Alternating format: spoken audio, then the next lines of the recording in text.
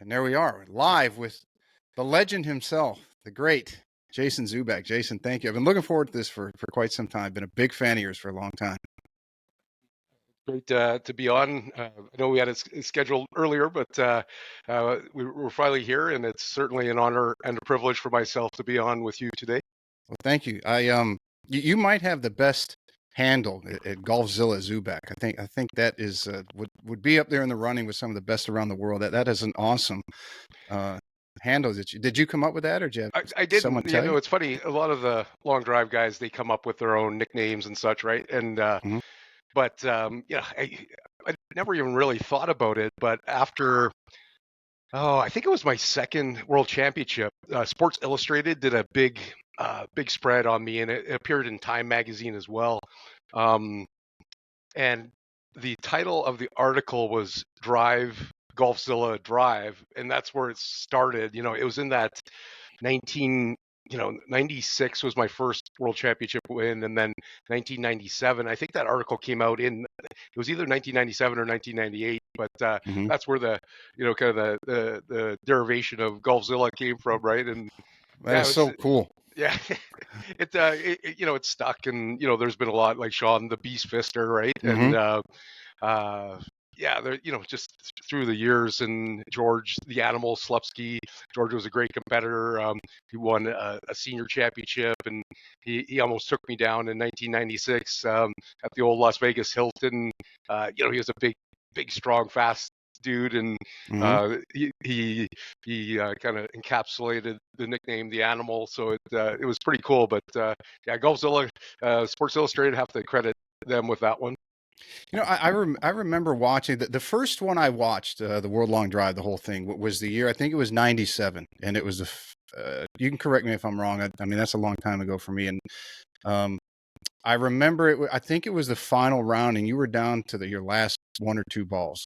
And you had really, I mean, you hit some that were ridiculously far, but didn't quite stay in the grid. And I'll never forget, as soon as you hit that one ball, I think it was your next to last, you went crazy.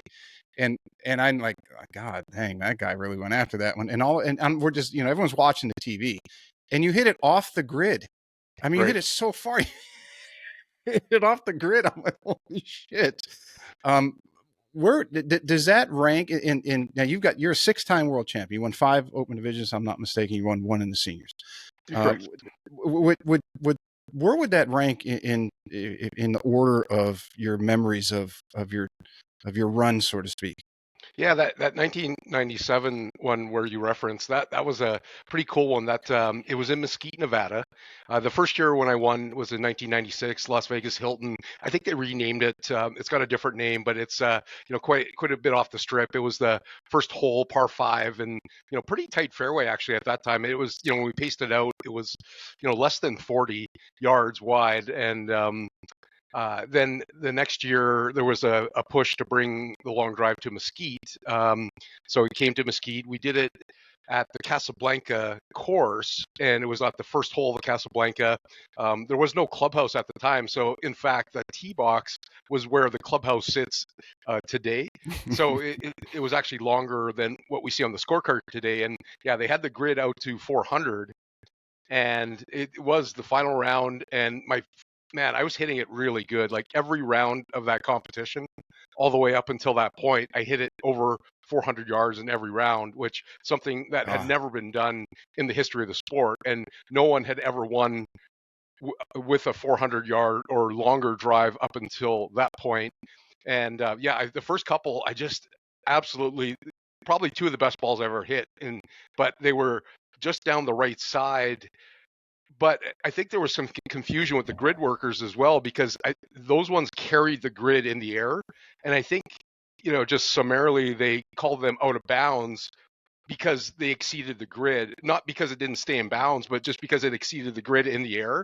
And I mhm. think they didn't understand that. So anyway, those balls, if it's on YouTube and stuff, you go back, if you could see in that bunker, there's multiple balls in that bunker, and those are all my shots from the ones I had, hit, that didn't keep them in that cut portion of the fairway, right? Mhm. Anyway, so yeah, I was getting down to my, the last balls in that one. I finally hit, dead center. I preferred to hit that little cut, right? So I took it, kind of left center, maybe moved it, maybe, like 3-4 yards left to right. It was pretty cold out, not much 3-4 yards at 400. Right, yeah.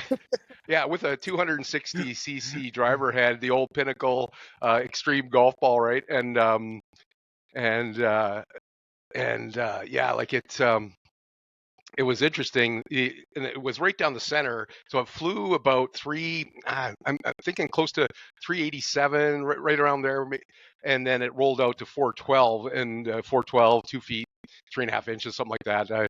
If I get the numbers right, but yeah, it was that ranks as pretty big one, because up until that point, the only one to actually repeat, at the pinnacle of the long drive, competition was Evan Big Cat Williams back in the 1976, 77, yep, right around that time frame, and he did it back then, and no one, in this 20-year time frame had ever repeated, and I was, vying for that at the time, and if I don't hit that one, then I don't win, right? So it was a big part of my career, and my competitive kind of CV, to have that back-to-back championship. And it was interesting, because if you watch that video, I go chasing after it, and I'm yelling, and it's funny though, so. Yeah, a lot of the guys tried to emulate that after they had seen me do that. But one thing you got to keep in mind is you better know that you kind of beat everybody else when you do that one, because you look pretty foolish when you come back and you're 20 yards short with something like that. But just the emotion sort of took over, and it ended up working good in the long run. Yeah, you bring up Big Cat.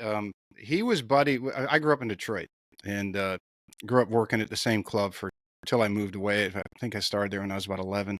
But the pro, when I got older, was Randy Erskine. Randy had played the tour through the 70s, and he and Big Cat were buddies. And at the member guest, Big Cat used to always come in, and on the first hole, he would do a long drive, and everybody ooh and on. And this would have been early 90s. So everybody at that age, that was in their 50s or plus would be a member of the country club, obviously knew who he was from the 70s. But the thing that I was mesmerized by a late teenager was that he would play tic-tac-toe on about a 1/4-inch piece of plywood, and he'd have you pick your spot, and he'd try to hit it. And if he didn't hit that spot, then you would get X, and he'd go try to get his O. But I'm sitting there, and everyone's looking at the tic-tac-toe, but I'm looking at, he's hitting a ball from 3 feet away through a 1/4-1/2-inch piece of plywood. Does anybody realize how ridiculous this is? Right. And he was a big boy too. I remember shaking his hand and just watching mine disappear. And I mean, I'm 6'5". Right. Now I'm 235, but back then I was still about 6'4", 195. But his hand just engulfed mine. I'm like, yeah, this is a whole different level. Oh yeah, Evan was a big man, but he had some great swing mechanics, and I'll often reference, myself. I've been working with the TPI for a number of years, and Dr. Rose and I developed this power program that it's one of our tracks within the TPI matrix that our TPI our TPI people can pursue if they want to learn about power. Anyway, mm-hmm. I did a pretty good historical kind of synopsis of some of the critical elements that some of the guys from yesteryear, some of these things they did, which why does it make sense today? And we can validate that with some of the things we can see kinematically, with the body, what it's doing, and then with the forces and how we load and stuff. So I make some of these historic references. But yeah, Big Cat was, he was a big dude, but he had a great golf swing. And, some of the things he did to produce, these big forces and torques and create clubhead speed, it's we could take a page out of Evan's book, but yeah, he did some great stuff. And, but, people sort of discount, he's a big guy, but he did some, marvelous things mechanically in the swing to produce like these unheard of distances. Even back then at Pebble Beach, he hit it, the one year, like over 300, I think it's 353 yards. I'd have to look exactly, but it was over 350 at Pebble. You know how Pebble is. It's like, it's soft and it's thick air and it's right. It's cold. Yeah, that's incredibly impressive, especially with with a older golf ball and a persimmon, right? Like Hmm. That's that's unheard of. right. That's truly incredible. Speaking of persimmon and balata balls and spinning, obviously we had the ruling bodies recently came out with their rollback. Well, I guess lack of a better term, and I'm very curious to hear your opinion on somebody who is a speed and uh, distance expert, and you've had a career in it. You're the greatest of all time. Um, where do your opinions lie on that? Was it needed? Is it overreach? Should they have left alone? Where do you kind of view that? Yeah, I guess I always like to look at I'm quite with my background being a pharmacist and all this distance stuff and with monitors and all the stuff that Hmm. we need. Like I'm very analytic and I like to understand you know what the numbers mean. I like to understand if we have a problem, if what the problem is and such, right? So I've been trying to you know for the longest time when the USGA had come out with the original inquiry about distance is getting out of control. We're going to take a look at this, and I'm like, okay, what are you basing that on, right? Like I just wanted to understand, and I read through all their documentation and their premise and such, and and then as time went on, they came to the stakeholders, and a lot of guys have done really good stuff. Dr. Sasha McKenzie has spoken Hmm. very very well on the subject. Lou Stagner as well, and but I'm sort of paraphrasing a little bit from Lou's stuff, but they had the issue. They said that there's an issue, and they went to the stakeholders, and they're like, well. We see this issue, the stakeholders, PGA Tour, PGA, the manufacturers, and they said, well, we really don't see that. And then they came back. They're like, well, we're gonna potentially have a rollback. And then the stakeholders again said, yeah, we don't like that idea, right? And then they Right. came back with, yeah, we're going to do a model local rule just at the professional level.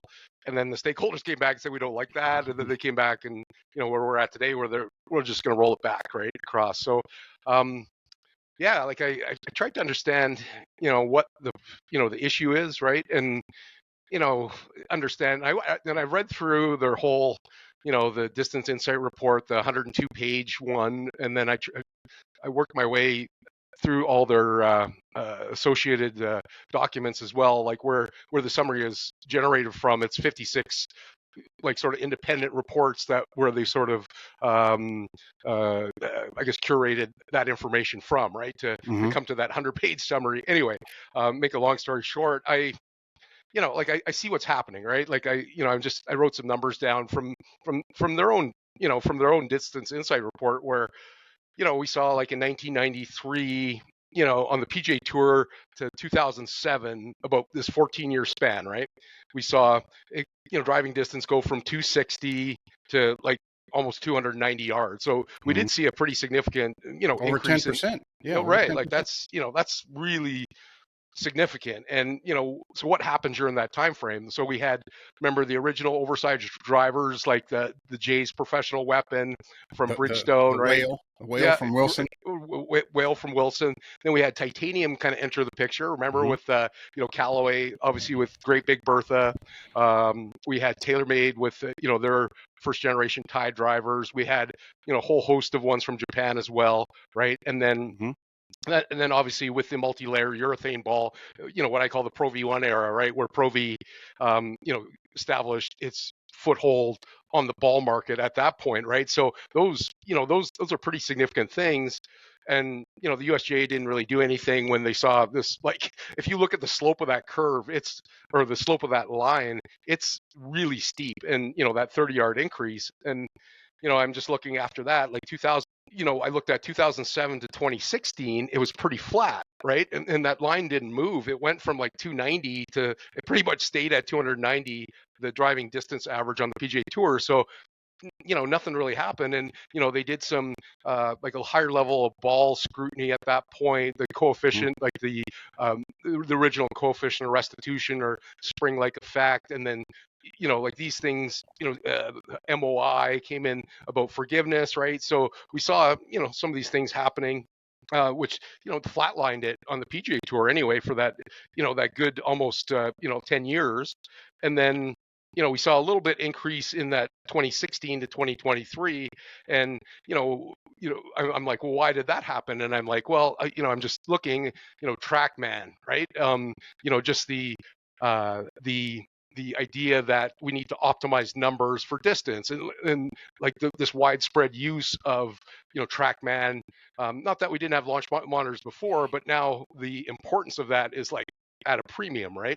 Yeah, And they could dial people in then. It right, wasn't an old timer saying, "No, it doesn't quite look right. We need this," or a guesstimate. Not now. It was quantifiable right. data that said, "Hey, we need you up a couple more degrees, or we need you less spin, or we need you this, or whatever thing." They could identify Yeah. what would maximize it for this Well, for the golfer. right, and yeah, like from there, so we had this widespread, GC, the Foresight Sports with the Hmm. GC2 and the GC Quad and TrackMan at that time, and also like Flight Scope as well. So these, the premium launch monitors where we can understand, right?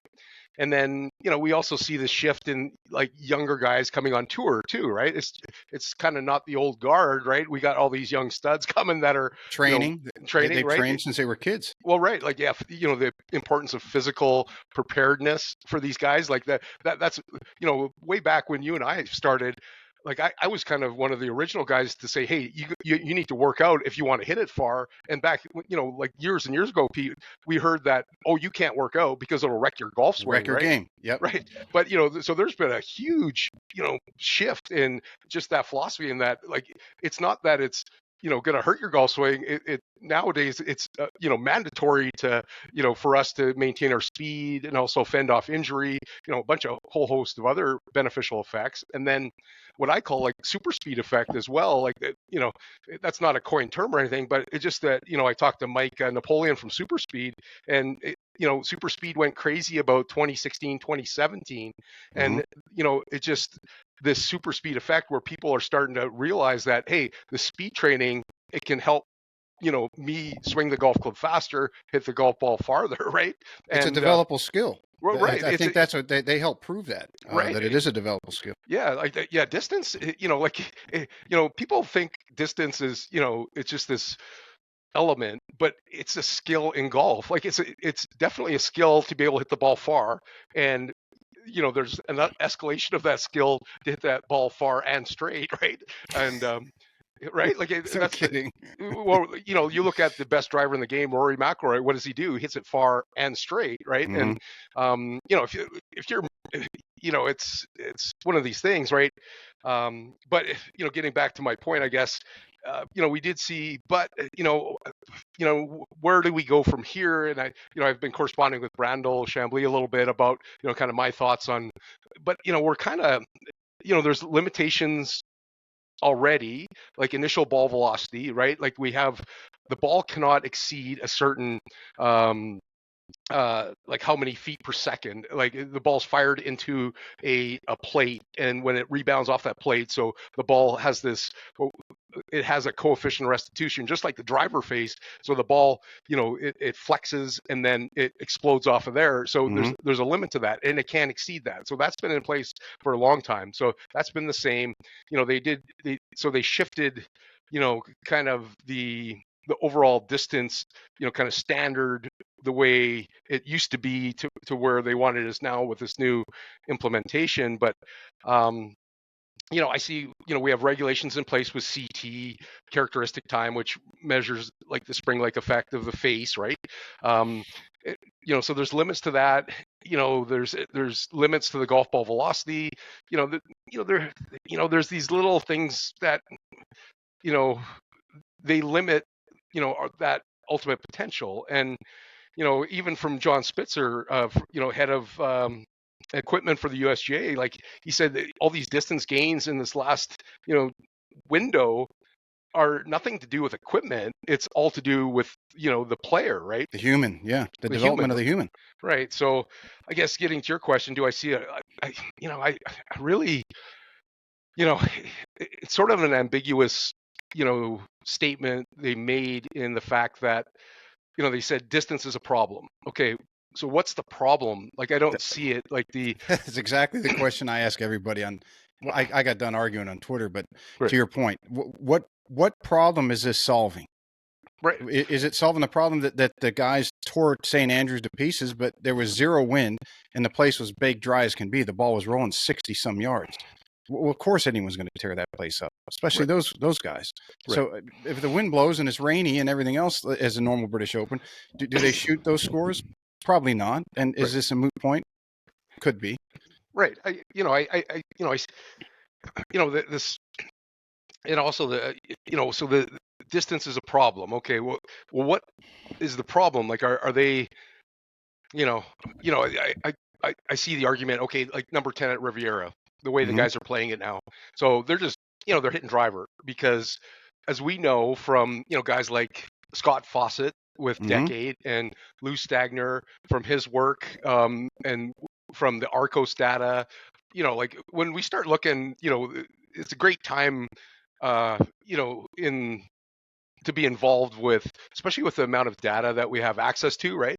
So we know that if you're closer to the green, and you're not out of bounds, and like if you're able to hit the shot, like you're going to score better, pretty much, right? Yeah, over the course of an average over aggregate over the course of a set amount of time, you closer you are, the higher the Right. probability you're going to score lower. Right. And that's a huge shift, as where, when back, you and I are about the same age. Back when we started, there was this, where, hey, you don't want to be too close because, there's certain caveats, right? But, Mm-hmm. like, oh, I'm going to lay it back to my favorite yardage at 140, which is my, whatever, like, at the time, whatever it is, your pitching wedge or 9-iron, as opposed to, pushing it way down there and having a, like a little flip lob Yes. wedge or sand wedge, right? So that, that mentality didn't exist, back then. Like there was this, okay, we have to be strategic. We, this part of the fairway, that part of the fairway, this part of the green, that part of the green. But this whole shift in the way we think about things now, that's sort of perpetuated this distance argument as well. But guys are going full send more often because it impacts their scoring in a positive way, meaning that they're able to score better, and scoring better is a very good thing when you're playing professional golf because it makes you more money and world ranking points and more opportunities and sponsorship. You know the deal, right? So The whole thing, yeah. yeah, so I don't know, like it just, what's the problem? Like, what, so is it changing the way guys are playing specific holes, and is that something people don't like, or is it, because then I read their latest thing, the sustainable aspect, so hitting it longer is impacting sustainability. And I've posed that question multiple times. I'm not sure, like we can infer what that means, but I would like them to define what that means, right? Like, and then, protecting the integrity of the game. Is that a scoring thing, or? But again, I'm just asking the question. What does that mean? Like you and I can probably come up with, I think, what they're getting at, but I want to know exactly what that means if you're going to make this fundamental change in, kind of jacking that golf ball distance back, and the environmental impact, that's extremely questionable even from their own data, right? And Yeah, if you want to do it for your own course or your own golf association, your own state, that's one thing. But when you're doing something that affects the entire planet, as far as, and golf is a minuscule thing when you looked at the grander picture of society and human beings and everything else. So that's understood. So anyone troll out there wants to comment on that, I'd say, no, we're not saying golf is the same as world peace, but in making decisions that are going to affect the entire planet that plays that sport, there better be some justification, I think is what you're getting at. And yep. that all of the answers should point to, hey, this is the solution, not just arbitrarily interpretations of what we deem it to be. And then we're going to create a problem so that we can create the solution. Right. Yeah. It's very similar, in my yeah. opinion, very similar to the anchoring. When they did the anchoring ban, it's like, okay, show me the putters on a tour who are just dominating because they're anchoring. Right. Or even you want to go back further, back to Sam Snead and the croquet style putting. It was just, I think it was Clifford Roberts saw it, didn't like it, and called his friends, and they made a rule like you can't do it. It's like, why? Yeah, I think like some of this, it begs the question, like just like the anchoring putter, like so somebody, you know, does it offer a massive advantage? I'd like to see the data on that, right? And then is it a stylistic thing that you don't like that style of, or in the kind of the same thing going forward from the distance element, like do you not like the style or the characteristics of how the guys are playing now, right? And Mm-hmm. I just, oh, the tour guys are corrupting everything. And I'm looking at, the PGA Tour club head speed since 2008, right? So, like we're looking 15 years has went up 2.3 miles an hour average, right? So, okay, and, are the guys, they're all hitting flip, lob wedges and sand wedges into every hole. And no, they're not. You look at you go to some of Lou's data Yeah, Lou's got great stuff. on ShotLink, and the guys they're not hitting little half wedges in all the time. That's just the fallacy, right? And I just from some of the stuff, like the club head speeds of the fastest, like the 1%, 5%, 10%, 20%, 50% have been pretty flat over the last several years, right? um and success at the tour level, distance is a factor. It's not the only factor, right? We need to, putting's 43% of the game or so. I was just looking through some of my old golf magazines, right, that my father had, and I read some of the old stuff. But putting definitely has a large effect in short game and approach shots, obviously, right? And but like it's not the only thing, right? And if I guess if you make the argument the guys are shooting way too low scores, right? Like you would think that would be reflected in the PGA Tour scoring average, right? Like you'd say, okay, it's got to be way lower than it was like 20 years ago, right? And I'm looking, 2003 to 2022, the scoring average is pretty much the same, right? So Mm-hmm. again, I'm just asking the question. I'm saying, like, what's the exact problem, and what are we solving, and is it going to be effective at solving anything? And like Dr. Sasha McKenzie goes through how like the PGA guys, they're going to make up, if we roll back the ball, and there's been these by the USGA, their implications of the rollback by their numbers, which isn't supported by any data that they supply. They said that the longest hitters on the PGA Tour, like Rory McIlroy and such, they'll be impacted like 13 to 15 yards. They'll lose, right? Mm-hmm. And they said the average professional after that, elite male, will be impacted 9 to 11 yards, LPGA 5 to 7, average male amateur 3 to 5, average female 1 to 3.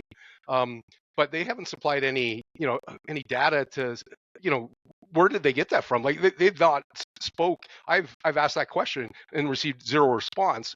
So I've asked one of the biggest companies in the world with respect to golf balls. I said, have you guys done the modeling on their standards that so the old standard was, so they get the robot swinging at 120 miles an hour club head speed, and which is approximately, by their estimation, 176 miles an hour ball speed, with 10 degrees launch angle, 2520 or right around there, RPM backspin, and it could go a maximum of 317 yards, and there's plus or minus 3 yards tolerance, I believe. And then the new one is 125 miles an hour, 183 ball, 11 degrees launch angle, 2200. So more favorable launch conditions. Obviously, we're dropping the spin and increasing the launch, and as we know, that that's a mechanism to hit it farther with that same distance standard of 317 and 3 yards tolerance, right? But they're not actually addressing initial ball velocity, so they're just saying that from this specific setup, the ball can only go this far, right?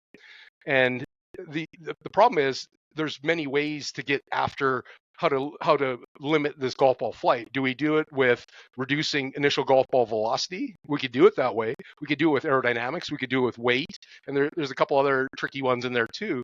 Mm-hmm. But so like how are you doing it, and like how did you get your numbers? And getting back to my point, where I posed that question to one of the biggest golf ball manufacturers, and this is what they do. They make golf balls for a living, and this is what they're really good at doing. And they know the variables down to the degrees. Right. So I said, does this hold true, these numbers, from what your guy, from your analysis? And they said absolutely not. In fact, if the player's playing a premium ball, for instance, like a premium ball being Titleist Pro V1X or Pro V, there'll be a 3 to 5% distance loss no matter who's playing it, and that's going to be across the whole bag, right? So that's a Mm-hmm. little different than these guys. And I would really, and again, I've asked the question, how did you get at these numbers? But there's no delineation of how they came to this. And it's great talking points. Yeah, it's not going to affect the average person any, but I don't know about that. Like, from what I hear, and from some of the experts on it, it may not be true to that fact. Well, you know what jumps out at me a little bit when you gave the numbers for like 2007 to what I can't remember, was it 16 or right around in there. In that era, that was where a lot of the metallurgy was changing in the driver face and the driver head construction, and I think that was when they kind of, right around that time, they came out with the COR. It was Right. maybe a little before that, but I distinctly remember, because I was getting, my playing career was pretty much over after 07. And I was getting into clubs and build and design and fitting and things like that. And I remember some of the club companies that I was working for, the guy who was the genius that everybody called to help them with this. And he told me, he said, look at these drivers and look at these numbers. Tell me what you think. And I'm looking at this isn't adding up. He said, right, it doesn't, because what they're doing is they're submitting the heads to the USGA for approval, and then they're calling the manufacturer, whoever's doing their building it for them, and saying, okay, make it to the other specs. Right.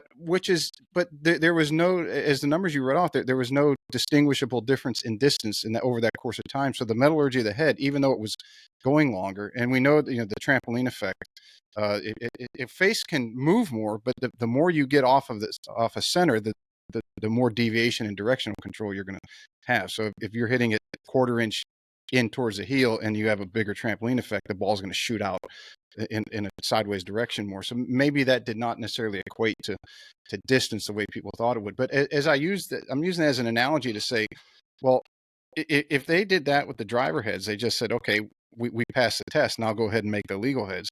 What's to keep the ball manufacturer and any of the ruling bodies from getting these balls that they submit, okay, they pass our test, and now we're going to maybe tweak the manufacturing that the ruling bodies don't even know what we've done to it. Even if they pull a ball in because Rory hit one 360 and you're not supposed to hit the ball that long anymore, and they test it, it's like, well, how do we know the ball didn't change? It is such a mess that this is going to cause. Well, yeah, like I think they're always doing continuing surveillance on that, Pete, like ball wise. They're pulling balls all the time just to make sure that they're meeting those standards, right? So the ball one, and then drivers as well, they're pulling drivers to make sure that so that brings up a good point, because like the COR test, and now the current version of that is the CT, right?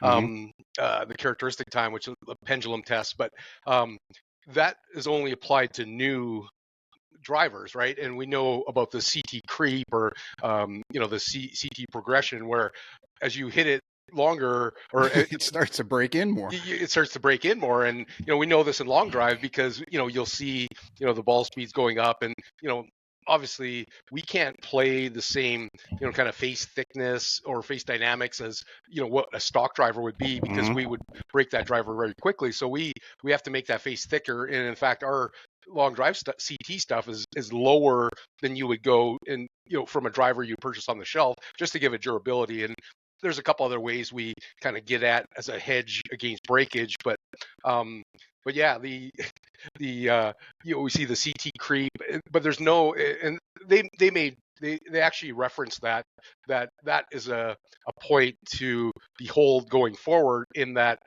this the ability for the face to increase in CT with continued use, right? So the PGA Tour and the R&A were actually checking some guys drive. You remember, I think it was Xander Schauffele that had a driver when they were doing this. Like, even though, like, within the rules, there's no rule to test a used driver, but they were doing it to see what was happening there, right? So and then after that, I think they changed the rule to, it wasn't that they were so much random testing, it was that a player had to turn another player in, and that's just not going to happen on the PGA Tour. Like, come on. Okay, you got a rat on your buddies, even though you're competitors. Right. It's like, let's make a shitty rule, come up with some ridiculous thing, and then just, well, it's not working, so let's just have the guys rat each other out. Right. Maybe that'll work better. Like, good luck. But getting back to your original question, which I sort of gave you a lot of a lot of my opinion and sort of statistics on, I really don't see it as a huge problem. Like, I get it. A lot of these young guys are, but Lou and Dr. Sasho make a good point, and it's something that I've had to explain to people since since I started doing long drive. In that, the farther you hit it, the more offline it's going. Like, even if a player that hits it like 250 yards and like even like a straight push, right? And from TrackMan numbers, we know that for every degree, off that center line you go, right? It's like for every 100 yards, and if you're a degree off, like just say a straight push, straight pull, it's 1.7 yards, right? Mhm. So then at 200 yards, that same 1 degree push, even though we're not center face contact, there's like face to path or right on each other, it's just a straight push, right? And then but at 200, now that is about 3.5, right? And we keep extrapolating that, and it's like a cone, right? And as we go farther, the golf ball goes more offline as you increase that downrange distance.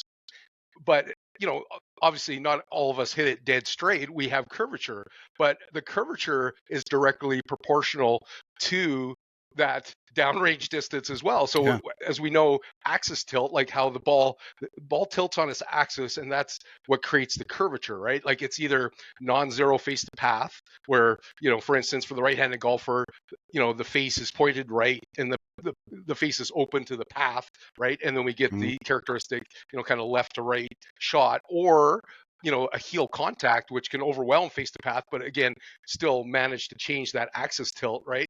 But axis tilt, the further we hit it down range, again, the ball's going farther to the side as well.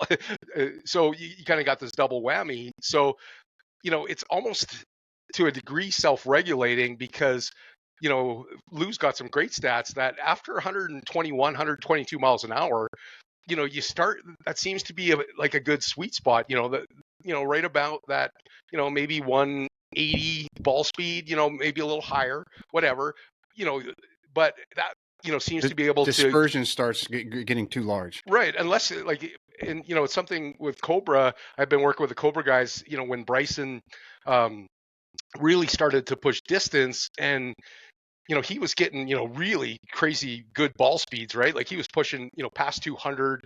He could do it at the range, at the course, right, when he was really big and fit, and in the long drive, he was doing over 210 miles an hour ball speed pretty regularly.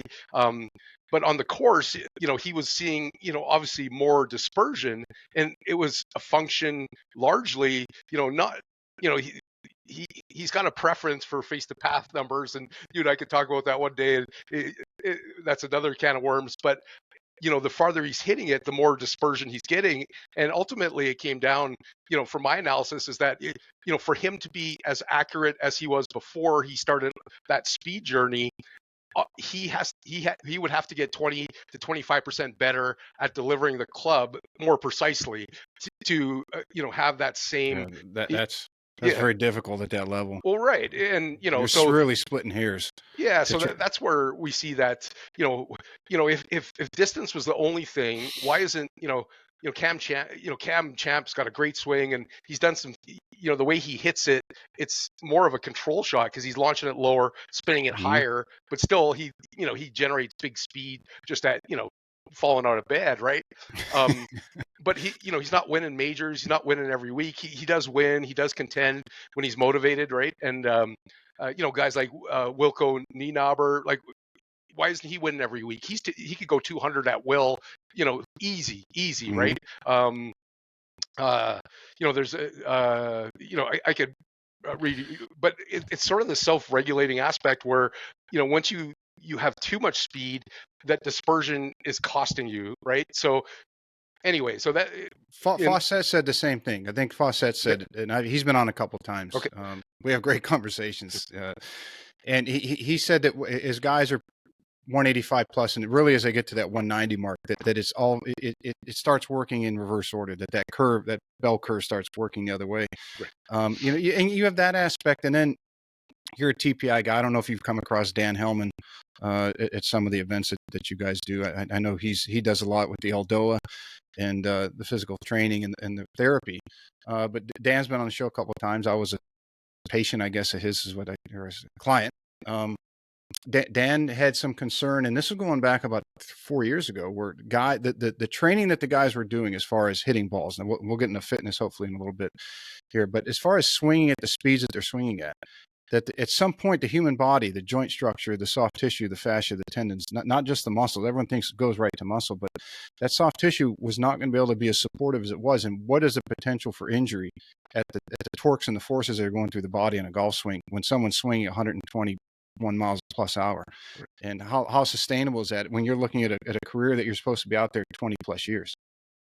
Right. Yeah. Dan's great. He's a brilliant mind. He's one of our, stars at our TPI fold, right? So I like, Dan's got great stuff, but yeah, it's a bigger stress on the body, and that, if you're gonna go there, you better have the physical preparedness, meaning, we can go delve into like, that mobility, obviously strength, right? Mm-hmm.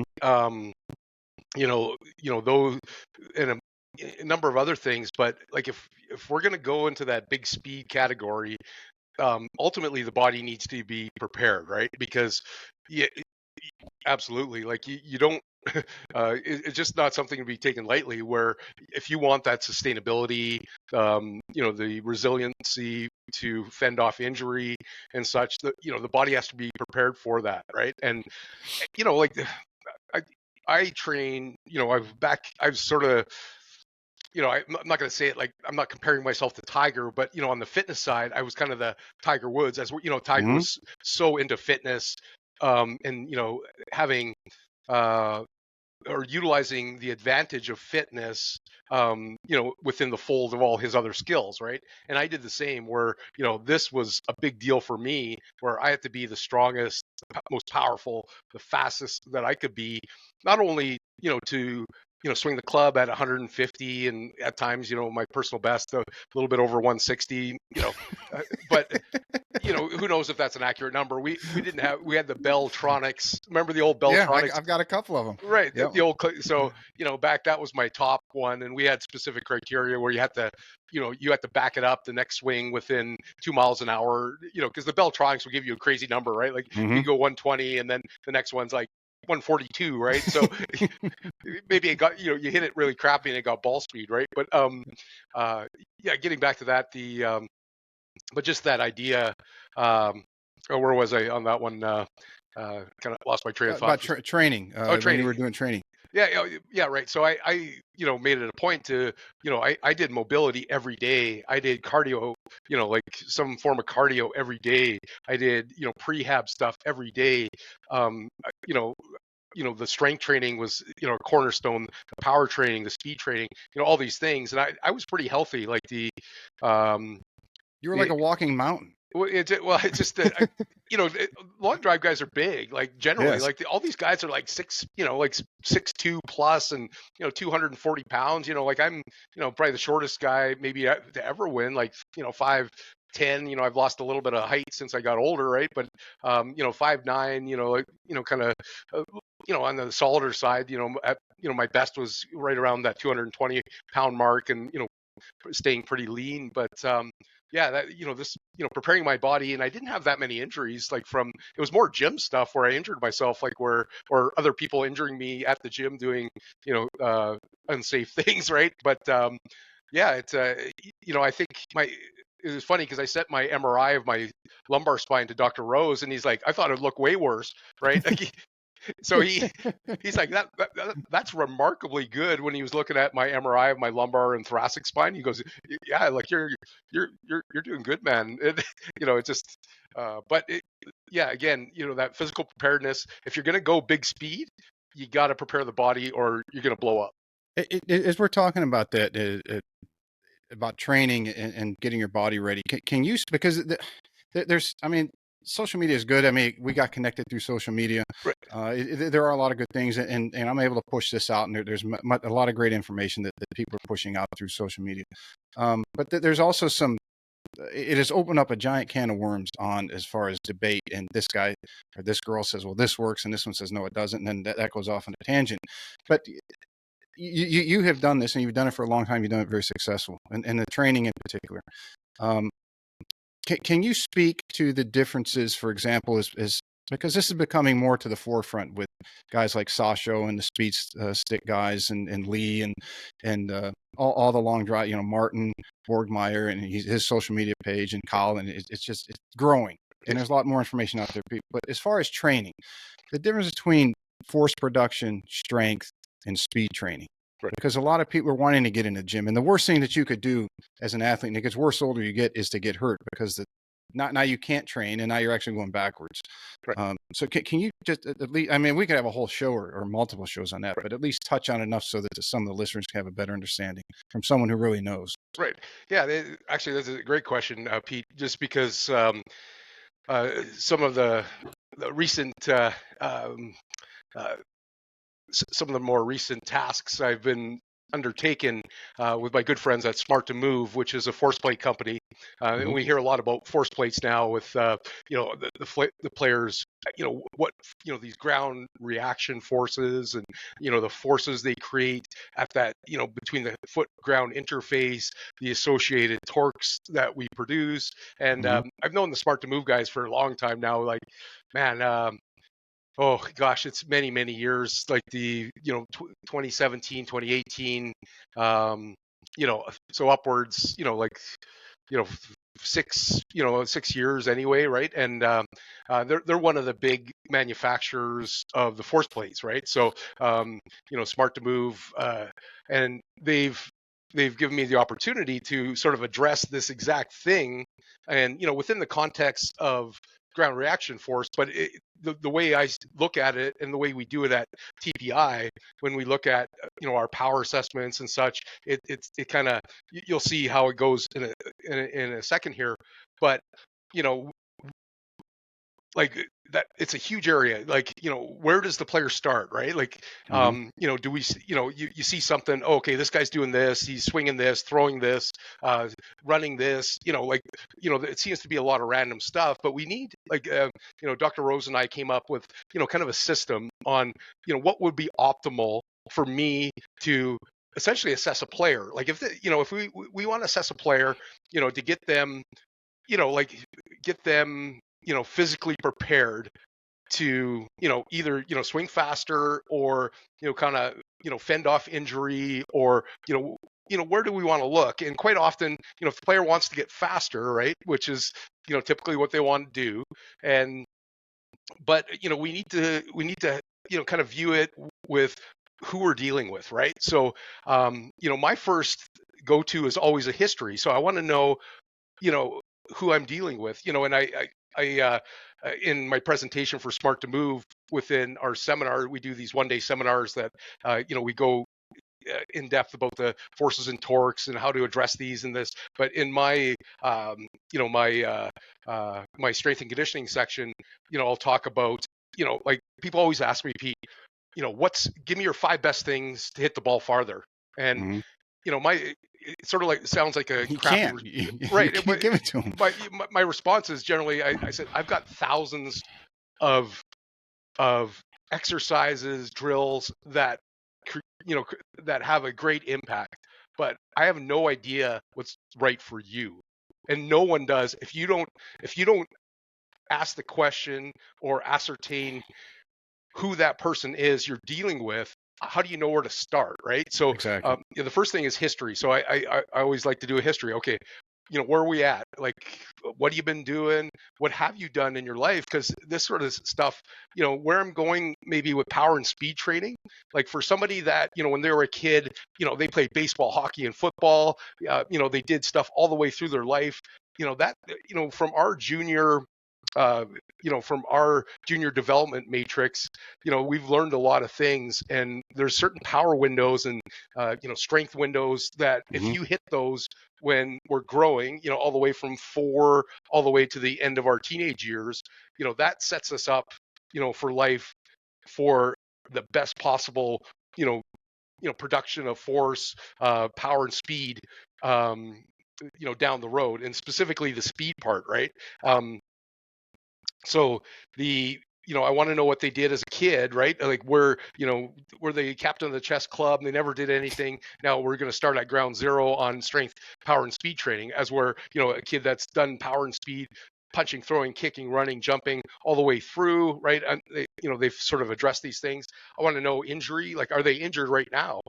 Do they have pain? Because if they're in pain, we need to clean that up first. We're not going to start strength training, speed training on top of pain. We want to address that with our chiro, physio, medical professional, right? Mm-hmm.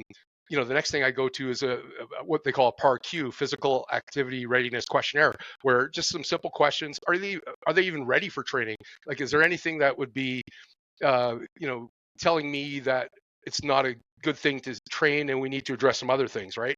And then comes like a physical screen, like what are they capable of doing right now, right? And TPI came up with a great what we call our level 1 screen, which addresses kind of mobility, stability to a degree, a little bit of strength, balance, within sort of a golf context, right? And Dr. Rose came up with this, from some input from Brian Gray Cook and a few other leaders in that field. But that TPI level 1 screen is important because it tells us, again, who we're dealing with.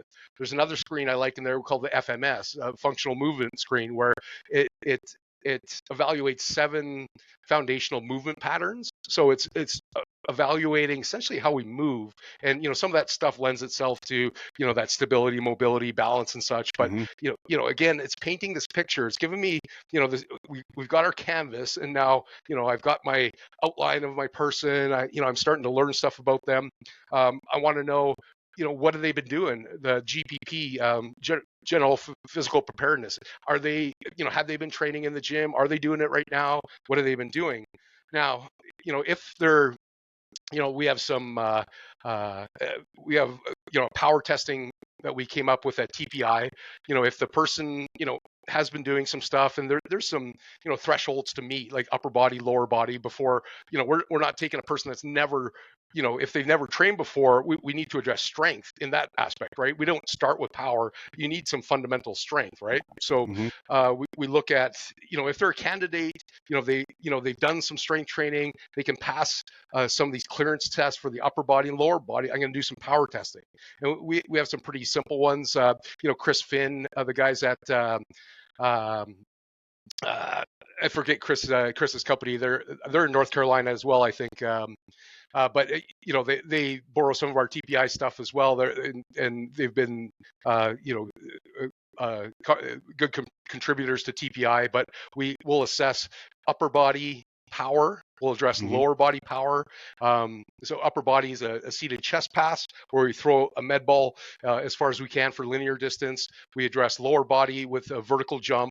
And then we address sort of this core power and our sort of lat power with a sit up and throw with a medicine ball. And men, we use a 4-kilogram ball, ladies, a 2-kilogram ball. And then we also we scale it to body weight, what we call a local test at 5% of body weight, just to see if it's what weight's good for them. So we get some of these power testing numbers, and we also have another test that's called a baseline shot, where it's like you're coiling into that trail side and you throw it as far as you can, utilizing that rotation, which tells us how we're using our linear power sources.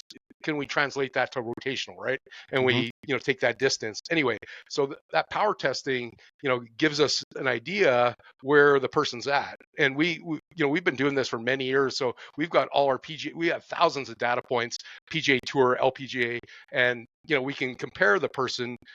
Like, if they're not at the PGA Tour level, we need to address this, right? So, but as we know, our power is this combination of strength, the ability to produce force, and speed. So now, if they're down in their power numbers, like, where do we go from there? So we look at strength testing, and we do some pretty simple stuff. And through the years, like when we first started out, we had like a billion power tests and a billion strength tests. But, at TPI, we try to make things as simple as possible, for our TPI member, our TPI people, right? In that, we want the most information with the least amount of tests, right? And make things as simple as possible. So we'll test leg strength with a split squat. We'll test pull strength from like a low cable pull Hmm. strength each arm, and then a decline cable push, kind of like a decline cable single hand push, which evaluates the ability to produce force away from the body. The pull is the ability to generate force towards the body, and then Is the push somewhat like a punch, like a split stance punch? yeah, like that. We would go in a square stance, and we would, we would take it from a high pulley attachment position. We get the person set up, and then they push. As hard as we start them at certain level, and Hmm. the way we do it is we don't max the guys out like a one repetition max. We do a perceived 8 rep maximum. That's just for safety, because obviously we don't want to hurt the golfer or hurt your trainee, right? So Hmm. we start them with that pull test. We'll start them at about 15% of their body weight, somewhere around there, 10 to 15%, or depending. And we'll kind of escalate it up from there, right? And both sides. But after they do one repetition, we ask them, can you do 8, right? And we keep going until they get to a point where they say absolutely not. People are often good at not, or they're not good at telling you what they can do, but they're quite good at telling you what they can't do, right? So this works actually on that mechanism. And then that push test is, we start them about 10% of their 10% of their body weight. For instance, like if they're 200 pounds, we'll start them at 20 pounds, single hand push, perceived. So anyway, that gives us an idea about where they're at strength wise. So if their power number was down and their strength number was down, then we know most likely the power number is affected by that strength number anyway. So then we can design a program based on who the person is, right? And then the other things, obviously club head speed and ball speed, because these things go hand in hand, right? Like and you know when players come in, like even the tour guys, there's pretty linear relationship on the better the power numbers, the higher the ball speed numbers. It's quite linear. And we Hmm. can Greg Rose came up with Dr. Rose came up with a pretty good relationship where we can tell from a person's power numbers what their predicted ball speed is going to be. And then that gives us some insight into, for instance, like if the guys produced a certain power number score, they should be able to produce a certain ball speed, right? And then some of the tour guys will produce a ball speed number higher than our average predicted. And then, the upper range of that is, it's, because they're very efficient in their golf swing. So, sometimes if they're out of range, that would give me a clue that, hey, we need to get on the strength training a little bit more, just to, because you're operating a little bit higher range than we know, right? Hmm. And for the average player, what we often see is that their power numbers might be good, but then perhaps their ball speed numbers don't match. But that would sometimes dictate maybe a technical deficiency or something in the swing, right? So then that gives us some direction on how to address how to if they're lacking ball speed, what is the mechanism. So, and then from there we go, if we have the ability to the 3D dual force plates, like the smart to move system, the guys that I've been working with, then we have the kinematic data that we can do the a lot of now we have the markerless aspect, like Sportsbox AI, Hmm. that does this. That's a great thing. That's a great tool that they came up with, especially when you're on the go. Right. The Yeah. So ability to the see those things. yeah, so there's some of the bigger systems too, like we use AMM, which is magnetic resonance, and you'll see it in some of the TPI stuff where all the wires are coming off the guy. Mm-hmm. So it takes a bit of setup, but we have thousands and thousands of tour professionals data. So we have a super robust database of that. Is that the one Dr. Neal uses? Rob Neal? Dr. I'm Rob not Neal? sure. I know.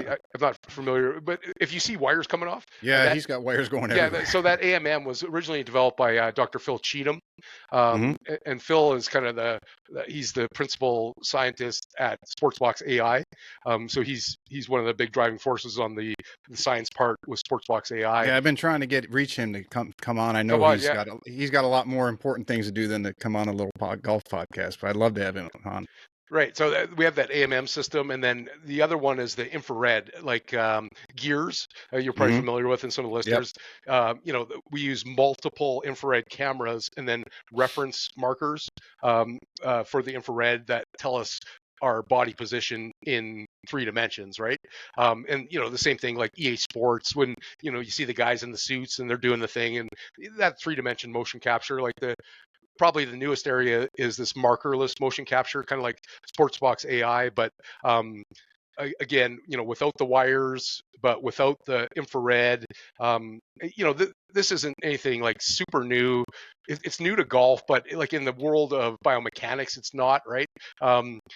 These systems have been preceded this interest in the golf side, but one of the biggest things that we see in that research lab setting, when we combine the force data with all this kinematic data, we have anywhere probably somewhere in that 12 camera range if we want like very high research grade data.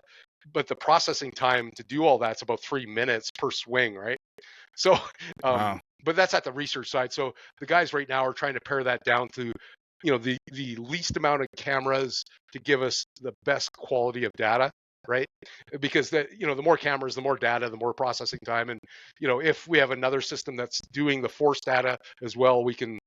Anyway, it's a pretty cool stuff, right? But it's interesting that the mountains of data that are out there. I think when Dr. Scott Lynn was on, we were talking about this, that we kind of know, or we do know what we did before we had, go back 15, 20 years, at least in golf, because you're right. There's so much that has come from other industries into golf. It's like golf is lagging way behind in utilizing its technology. But what I'm getting at is we basically this mountains of data that we now got to mine all this information, that we're discovering that what we knew before was everybody's different, and you can't put people in these silos or in these columns and just say, well, this person's this, and they need to do all these things, because not everyone is going to swing the same, or not everybody's going to move the same, or for whatever reasons they could, your life caught up with them, old sports injuries or other things. And one of my latest theories that bounce around in my own brain, and this is really goes to experts like yourself and Dr. Rose, and Dave Phillips and Dr. Phil Cheatham, and anyone who falls into the category of what would be deemed an expert and is doing research, and some very good research, is that the arguments that I see online, somebody will say, well, that's your anecdotal data. And it's like, and where's the science? And so first of all, my response to them is, well, science is by definition of interpretation of facts. First of all, and you have enough knowledge in your various fields that you could correct me if I'm wrong, but as a general speaking. But when you do that, if somebody at your level is seeing people come in by the dozens or the hundreds, and you're working with a lot of people, and you're seeing certain individuals who the data would normally say they should align under this silo, they should do this in their swing, but something is showing you or telling you, no, I think they need to do something else. If another scientist came in and said, well, Jason, that's anecdotal, that's only what you're seeing. It's like, yeah, but I'm seeing this repetitively, and I'm seeing this a lot. And what I'm getting at is anecdotal to an expert might just be something that they're finding that we don't have the way to measure it yet, even with all the technology we have. So I don't know how to make it. And I've had, now this is 5 years I've been doing this podcast, access to a lot of very, very smart people, and get to talk to them on air and off air. And this is what I'm seeing as far as the next step. We had the technological era where we collected this data. Now we're sifting through it. But now people like you are seeing some things that don't quite fit into what we think they're going to do. And you're able to to develop or determine individualistically to a far better degree than we ever could before what that person needs to be a benefit. And your explanation of someone's training when they ask you, hey, Jason, what are the 5 things I can do to swing 5 miles an hour faster? Well, it depends. If you have a twin, you're not going to have the same. Right. Your recipe or your prescription is not going to be the same as your twin. You're not going to be the same 6 months or 12 months from now as you are now. It's a constantly evolving dynamic. So that's just my rant and my theory on life and science and golf, which is my main area of expertise. Right. Yeah, no, we see, quite often, like if you, exactly, like you have like the heavy science-based guys that will say, or they want scientific, this unequivocal, justification or validation of a particular thing, right? Mm-hmm. And we see this all the time. But if you wait for like a peer review, replication of, exact, like you're kind of, you're almost behind the 8 ball because you're going to be a late like adopter, right? Mm-hmm. And so yeah, the stuff we see at TPI, we're not churning out research grade, papers and precise, but when you see, 99 out of 100 PGA Tour guys do something, I can't prove, like I can't show you a university study that says that, but Mm-hmm. it's probably, something to take a look at, right? And, Yeah. like sometimes we're going to be wrong, right? And, that's fine. But I mean, like, yeah, I guess that sort of overreaching thought on this is that, if you're waiting for, peer-reviewed exact science, sometimes it's never going to be there. And like, if that's going to cost, like time in development of a player, or, ultimately though, the thing is, like, do no harm though. We want to, not hurt the player, like especially with our training or, our swing stuff and, this and that. But it just, the do no harm is by far the most important. But again, in evaluating, some of these things we're seeing, again, please take it with a, if you see something happening, then, with multiple players, then, like it's a trend, maybe something to be looked at that, at the scrutiny Mm-hmm. of a university study. But, it's incredibly, important, like for the trained eye, the golf coach, the, the trained fitter, there's a lot of nuance to that. So I would totally agree that, And you look at take someone like Butch. Obviously, Butch was considered. He's still considered by many the greatest of all time coaches. And what would make, as I run this through my own head, what would make Butch so great? Well, part of it is his lineage. His dad was absolutely unbelievable. He got to sit around the dinner table with Ben Hogan and Dave Marr and all these phenomenal players his entire adolescent life and through his early childhood and his adulthood. But then you get into the real world experience and how many thousands and thousands of lessons has Butch given, where he can take the information that the data input that he had from these great minds in golf, and then he's around more great minds as he's in the field and at his level, and then he can start to deduce it, and he can look at his students and say, okay, well he's A, B, and C, but D I don't think is going to work based off of what Jason told me at dinner a couple months ago, and that he's working on something. So let me just tweak it like this, and all of a sudden, boom, this person's hitting it great, and they're like, man, Butch is the best ever. But it's like Butch has this experience to know when to work in, when to work out, what science to use, what science to maybe needs to be molded a little bit different for an individual. And I think that just comes with age and experience and making mistakes. Which you look at some of these people who say, well, where's the science behind it? It's like, yeah, and you pull them up and they're like in their late 20s, early 30s. You haven't had enough experience to screw up yet to realize that there is nothing definitive. It's not black and white. Right. Yeah. Like the great observation, like with Butch, I've seen him, when I've had the tremendous opportunity to see like some of these, great instructors working, guys like Butch, in person, working with players, and, Mm-hmm. his, we're dealing with people, right? And we're not dealing with robots. And the tour guys are better at they're there for a reason because they're talented. The ability to think, the ability to they're doing something athletic at the highest level, right?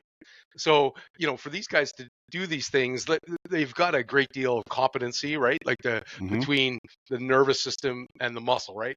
But when we look at the instructors, guys like Butch, guys like Dave Phillips, the Dave Phillips, John, like I've had, when Dave's been working with, like I've sat hours watching Dave's coach, right?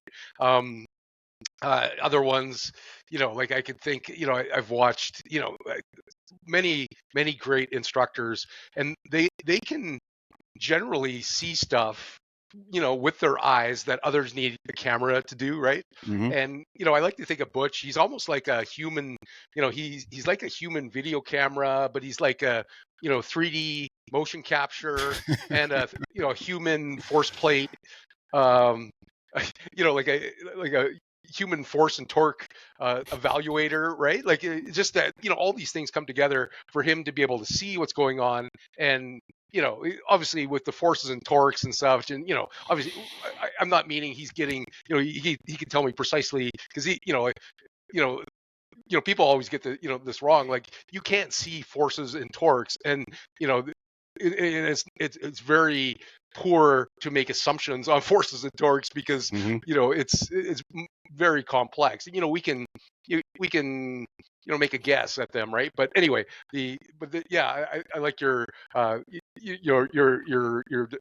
comments about Butch, where like it's these people are able to articulate these things that are impactful for the student, that make a difference, and it's based on this cumulative knowledge that they've acquired. Maybe it's from uh, like from using video camera. Maybe it's from using 3D motion capture. Maybe it's from force plates, right? And Hmm.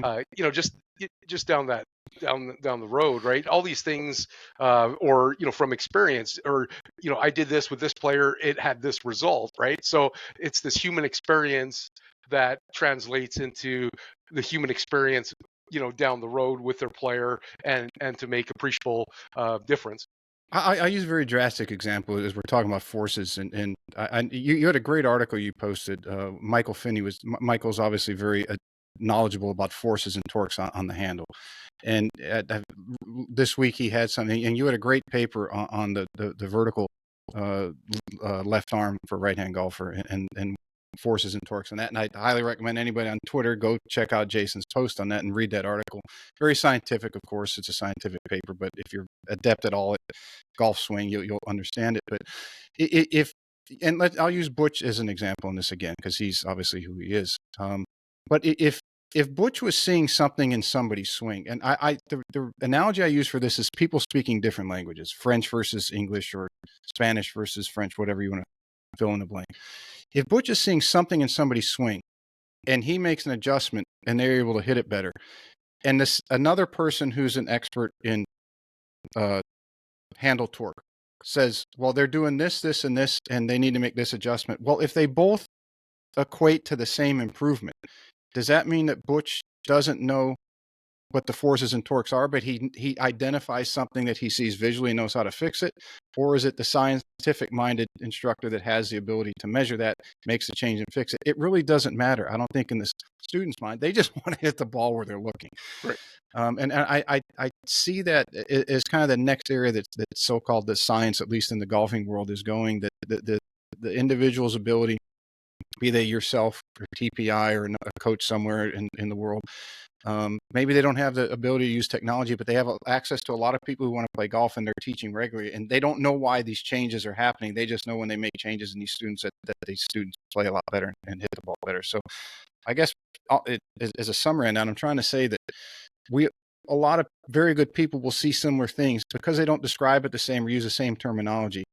Does not mean that they're not seeing the same thing and able to help fix that student. Right. Yeah. No, I totally agree, Pete. Yeah, it's the you bring up a good point, because guys will start the more, maybe it's not a precise or even, the precise science definition, but they're getting at the exact same result, right? Mm-hmm. So it doesn't, um, invalidate the actual, did that mechanism do what we wanted to do with the player, right? Did it create, this, club face change, path change, whatever it may Yeah. be, right? But yeah, no, it's and I would just, you know, try to express that fact to people, like be a little more, try to understand where people are getting at, like with certain things. And, don't be so critical and say, oh, I read this article from Sasha McKenzie. He said, the torque in that Z, or the Z plane force is, this, you're saying, it's all, don't be so critical and try to understand what the person's saying. And, Mm-hmm. because a lot of these things are very complex and they're very scientific, and everybody's learning, right? And it's always great to learn, and we can apply that in so many fashions. But it's, just be a little more, understanding of where some person's coming from.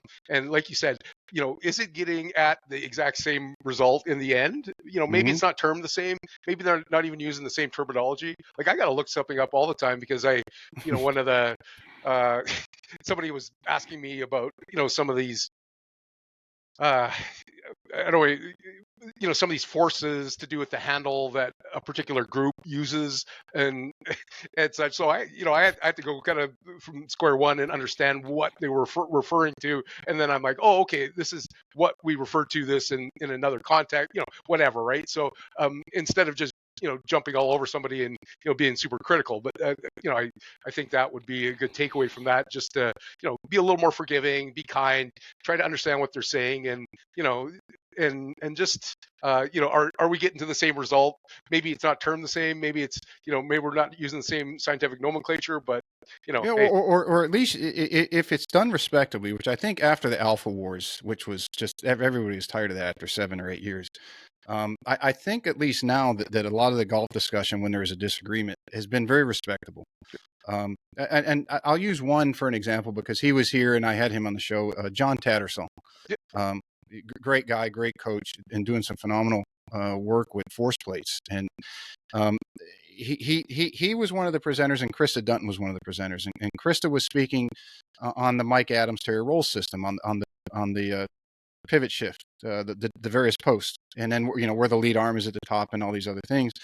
And then John came on and was saying that he was working with a guy who was he's in his mid to late 40s, and he wanted to get back, I think, playing the tour, and he was playing some Corn Ferry because he had won before. He's a European player, but he's playing over here, and his swing speed was down around 114. There's no way I can't compete out. And the Corn Ferry probably hits it longer than the big tour. But anyway, they got him back up to about 122, and John was saying there is a lateral component even if you're a front post. So, but it wasn't an argument because I brought up Mike's system and I said, well, it kind of differentiates. And he said, well, Mike and I have kind of talked about this, and here's what the data is saying. Here's what Mike's data says. But the point is, at least these discussions are being much, much more civil. And it's like, okay, we're all collecting this data. How does it work? And in what situations does it work in? Before everyone goes right to the defense of my system's right and your system's bullshit. I think hopefully we're past that era. Right. Yeah. I totally agree. It's interesting because because I'm, immersed in this force and torque and pressure world at this point, and it's a big component to our TPI level 3 power, where our level 2 power was kind of the rudiments of things. Like, we talk about what is power, we define the scientific definition, force, mass, acceleration, all the associated terms that go along with power. And then we go talk a little bit about muscle physiology, all this, the rudiments of what we're dealing with, right? And then the training aspect, the swing aspect, and then our level 3, our in-person power one, is super heavy into force and pressure, because we see that as kind of the next big area in that. And we've got a super robust, again, database of probably the biggest database of 3D force captures in the world, including all the manufacturers of force plates, by our TPI database is multiples of anybody else. So we have a pretty good handle on, the Mm-hmm. force and torques and in the golf swing. Anyway, but yeah, it's where was I going with that, Pete? I lost it for a second. I don't know. Well, not to jump off, but kind of Yeah. on the same time. The reason I brought that up, Tattersall and, Oh yeah, right. Adams dynamic. Yeah, right. Yeah, it's just yeah. So we're these we're seeing different relationships and such, but yeah, like the yeah, it's just again, yeah, it's just a lot of these areas are, and Mike Adams is a Mm-hmm. brilliant guy, and I love Mike's stuff too, and he's had one of the James Leeds, James is amazing. James has been on too. I've had Yeah, a lot of great guys on, yeah, and like James ladies. is amazing teacher, and like he is one of the first adopters of the the force technology. In Mike as well back. There's I'm probably missing someone else, obviously, in that world too, like within the golf context. But yeah, like there's these nuance of terms, and Mm-hmm. maybe a differing of opinion and such, and it's but it we're learning, right? And again, it's like it's perhaps a difference of interpretation, and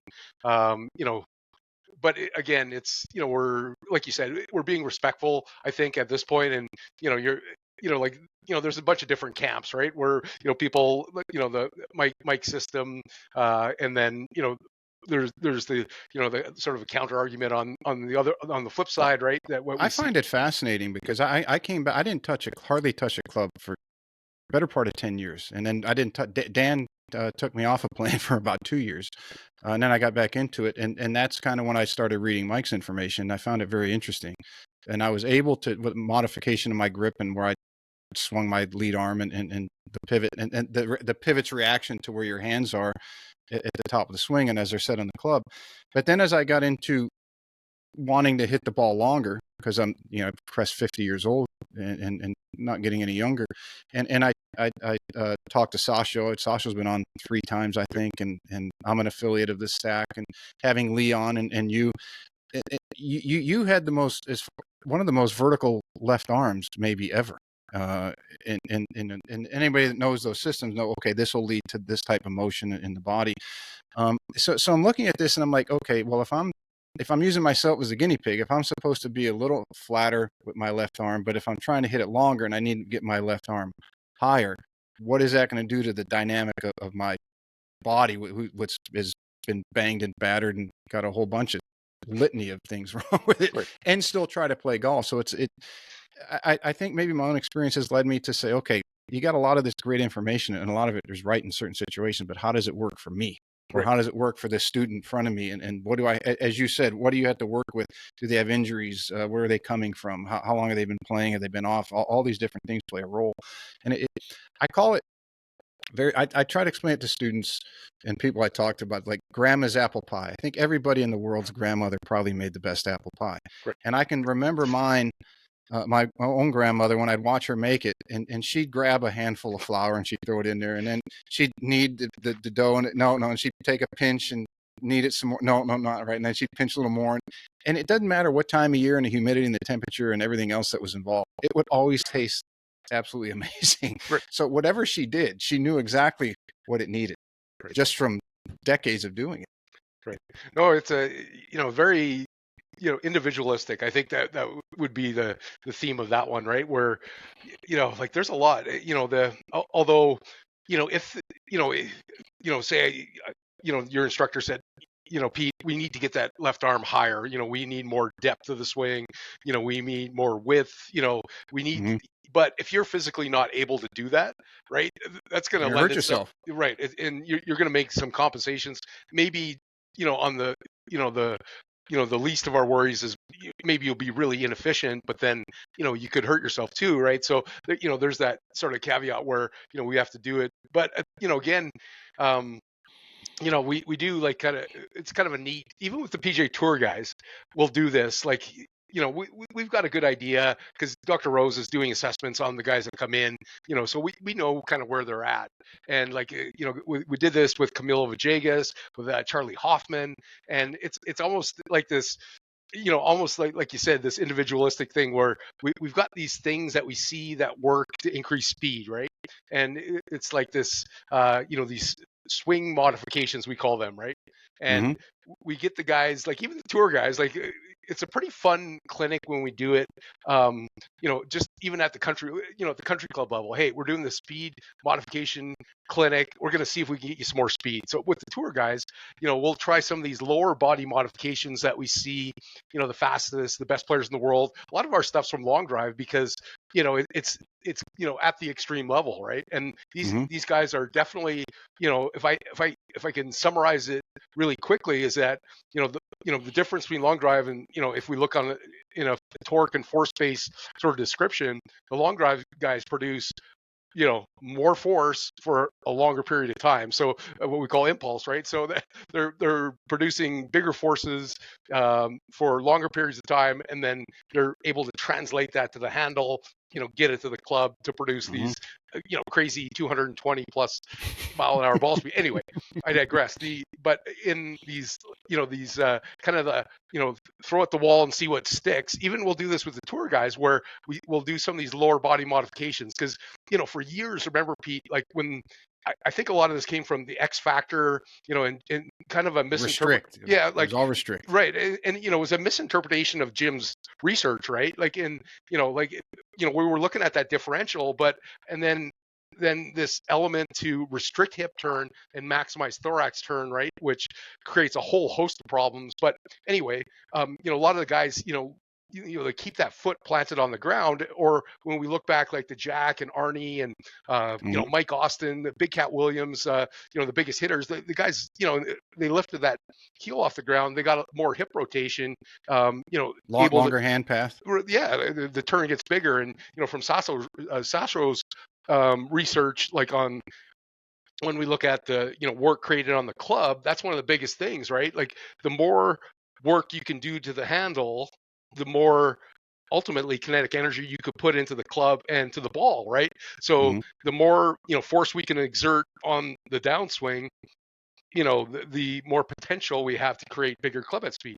But so we get I remember Camilo, like he was he was always leave that lead heel on the ground, it's got to be there. So we got him lifting the heel, right? So his turn got huge, right? Like I bet you he picked up like a good deal of extra a significant amount of degrees in total turn in this one, right? Or turn in the thorax. And then we got him being able to load that trail side, get that center of mass, a little bit displaced to the trail side, get it moving early, by using some of the techniques the long drive guys do, like Kyle Berkshire with his rocking drill and such. And we can utilize some of that. We can use, the jumping, like myself with this, I was probably the poster child for this jump move that all the, a lot of the tour guys are doing, where I'm moving 6 inches. My center of mass is moving 6 inches, from the lowest down point to the highest up point, right? Which is a huge, it's not something you teach,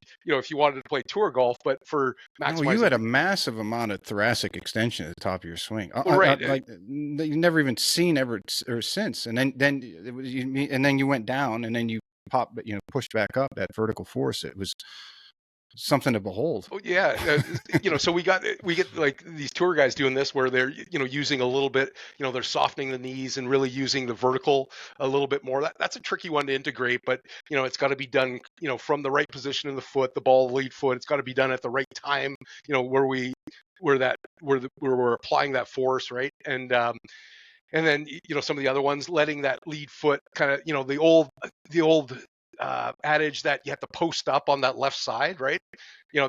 For me, if I posted up on that left side, like, if you look at Justin James, Jamie Sadlowski, Kyle Berkshire, Martin Borgmeyer, their foot, there's no such thing as posting up. That foot is actually off the ground, right? It's up in the air and moving backward. And they're relocating that in this, I believe Josh Koch termed it like the rainbow. Lucas Wald calls it, the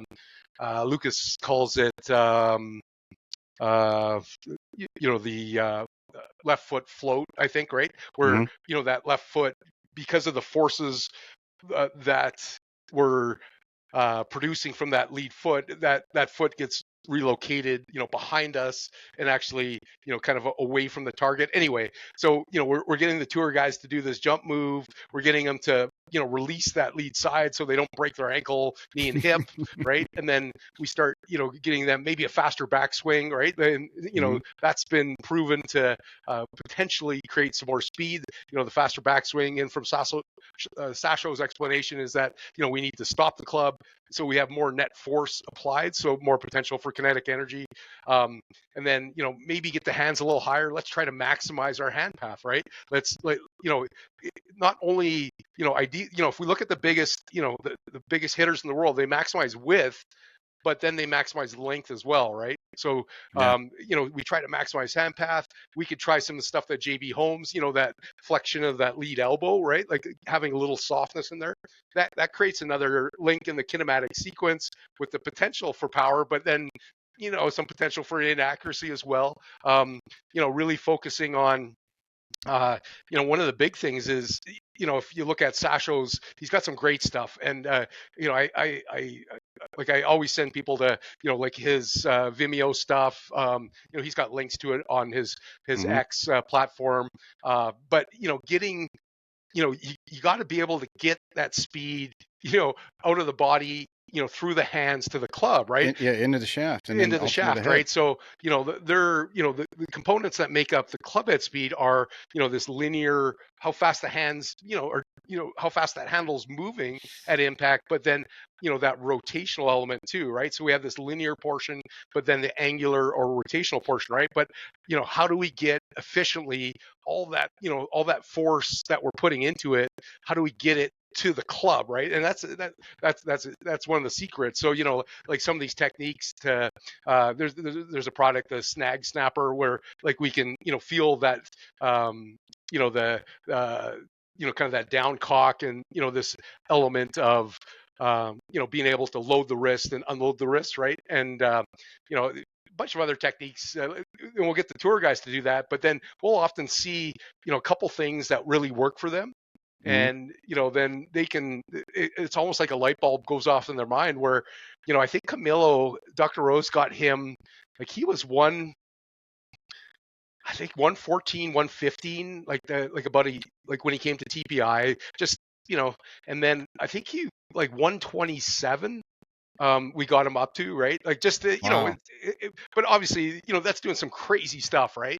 But then when we always get them to, after we do some of this stuff, we say, okay, forget what we told you, just cruise. And then he was over 120 cruising, if I recall correctly. So, but just that idea. So there's always like the speed potential in there, and there's some pretty cool ways we can tap into that. Yeah, it's almost like is the long drive guys are to the golf or the golfing public, tour pros all the way down to 18 handicap, or we'll just classify that as beginners, are very similar to what the bodybuilding community was to the diet industry.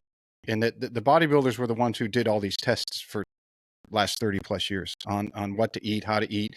I know someone in the diet industry will probably argue, oh no, there was paleo, there was all these things before that. There was Atkins back in, I think, in the 70s.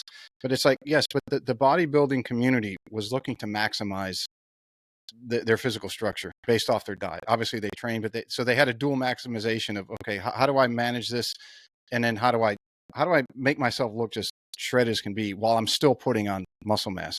And I think a lot of that which has transferred over today, or a lot of what they learned, the scientific community got involved, and then they could extrapolate the reasons why and all these other things. And I see it in a very similar way into golf, the long drive.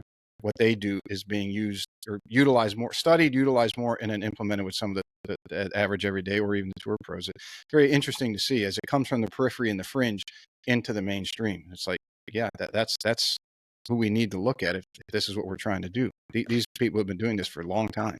Right. Yeah. And with TPI, it's interesting because Dr. Rose has always been a fan of long drive. And, back before TPI was ever started, Dr. Rose had a facility called Club Golf. And they had one of the kinematic 3D motion analysis systems, the AMM system that Dr. Cheatham invented. And Greg would analyze the log drive guys. So he's had a particular interest in this, but definitely like these guys are producing, and we have produced like the biggest speeds and such. So we see what they're doing, we're analyzing that, and we take some of this stuff and we can apply that to either the tour guy, the average person.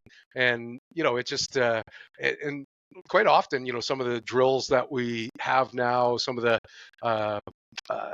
things that we're utilizing, it comes from taking a page out of these max force and speed producers, and being able to apply that to the average person. People love to hate on the long drive. Oh, you guys can't play and stuff, but it's a really unique population to look at with respect to how these guys are creating these massive club head speeds, right? And then and gives us some insight into how the average person or even the tour professional can can apply some of these principles. How did there's a lot of discussion in the world, in the sporting world, and just the world in general today on recovery. Ice baths and cold plunges and things like that have made a big impact. I've been doing that on and off for a number of years. Sauna, it's obviously been around for hundreds, if not thousands of years. We've talked a lot about training and swing speed and really pushing the envelope. Do you, as somebody who's done this for a very long time and done it high, and you were always pushing, so you had to kind of, I would have to assume, balance the push with not getting hurt, because if you're hurt, as we mentioned earlier, you're not progressing, or you're not practicing your expertise. Did you in your long drive days, and even into today, and then what you advise to some of your clients, what do you work with on recovery? Because there's so many things out there. I mean, yeah, ART, Canadian, it came out of Canada with Dr. Leahy. You got the ice baths, sauna, Normatex. You got all these different modalities to choose from. Is there anything that you see that really has made a difference for either yourself or some of your clients or your people you're working with? Yeah, I guess just like anything, it's like a pyramid, Pete, like where you want to address, you can't just take the top off the pyramid, like meaning that you want to address the just like in your diet, right? Like if somebody says I got to look at micronutrients. Okay, Mm-hmm. but let's look at, okay, what's your base, like what kind of, how's your carbohydrate intake, how's your fat intake, how's your protein intake, what are your carbohydrate sources, what are your fat sources, what are your protein sources, right? And are you getting enough, are you getting the right ratio? And how's your hydration? And recovery, I like to think about that in that same context where, okay, ultimately the two biggest movers in recovery are sleep Mm-hmm. and food, right? Are we getting enough sleep? Are we getting enough of the right foods to allow our body to rebuild, repair, recover, right? And then that has to be addressed, because if you're sleeping really crappy and you're not eating good, I don't care, how much, like if you're using hyperbaric, you're using, like, whatever other mechanisms, like you're going to be suboptimal, right? So, having that baseline where Basics. Do the the basics, basics. yeah, like that's got to be your base, right? Your sleep and your diet, right? Like, you know, none of the other recovery mechanisms will make up for a shitty diet.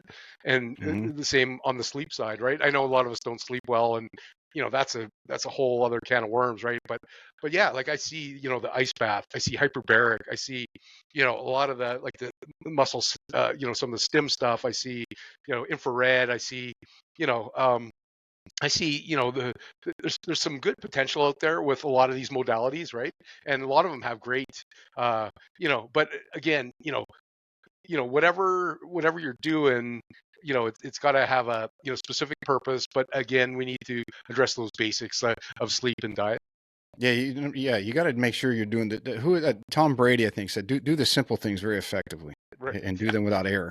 Yeah. And I think Fawcett came up with the Tiger 5 as far as, do you want to lower your score? You don't, before you go buying the apps and subscribing all these things. It's like, well, don't three putt, keep the ball in play, get the simple up and down. Don't give strokes away where you don't need to, and your handicap's going to come down pretty quick. Then once you can make sure you're doing those simple things, now let's look into some deeper detail as you're describing, and we talk about these things. So like, okay, what can enhance the major fundamentals that everybody should be doing.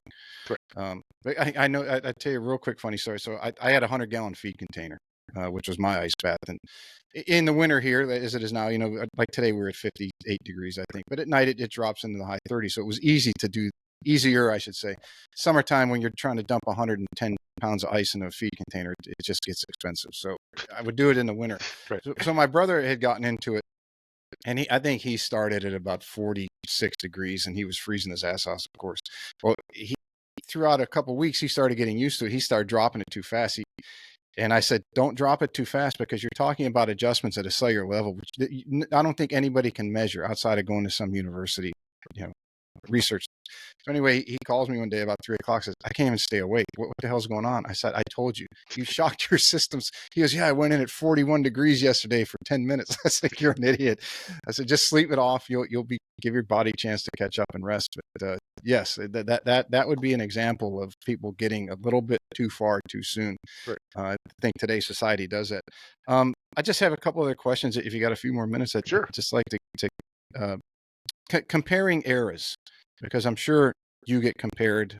There's a lot of comparisons right now between LeBron James, Michael Jordan, obviously the Tiger Jack. I'm sure you've been compared to the various World Long Drive guys over the years, Tim Burke and Kyle and Martin. And it is the general consensus seems to be, or the common sense consensus seems to be, it's like there's just different things.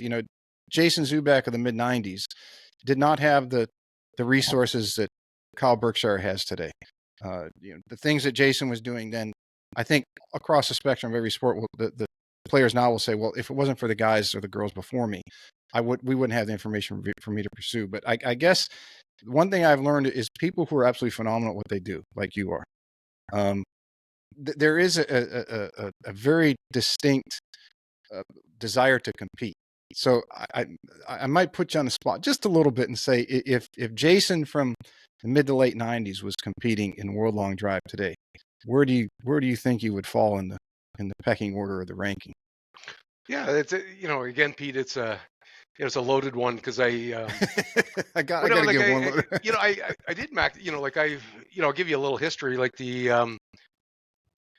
I was fortunate enough to have a really long-term relationship with the good folks at Acushnet, Titleist golf ball side, and Titleist club side were a sponsor of mine. And back when they owned the Cobra brand, on the Cobra side, via Acushnet, right? And from the FootJoy guys, and had just had a tremendous relationship, and that relationship continues today. And I did have access to like the first launch monitors, but way back, if you remember, called the TLM, Titleist Launch Monitor.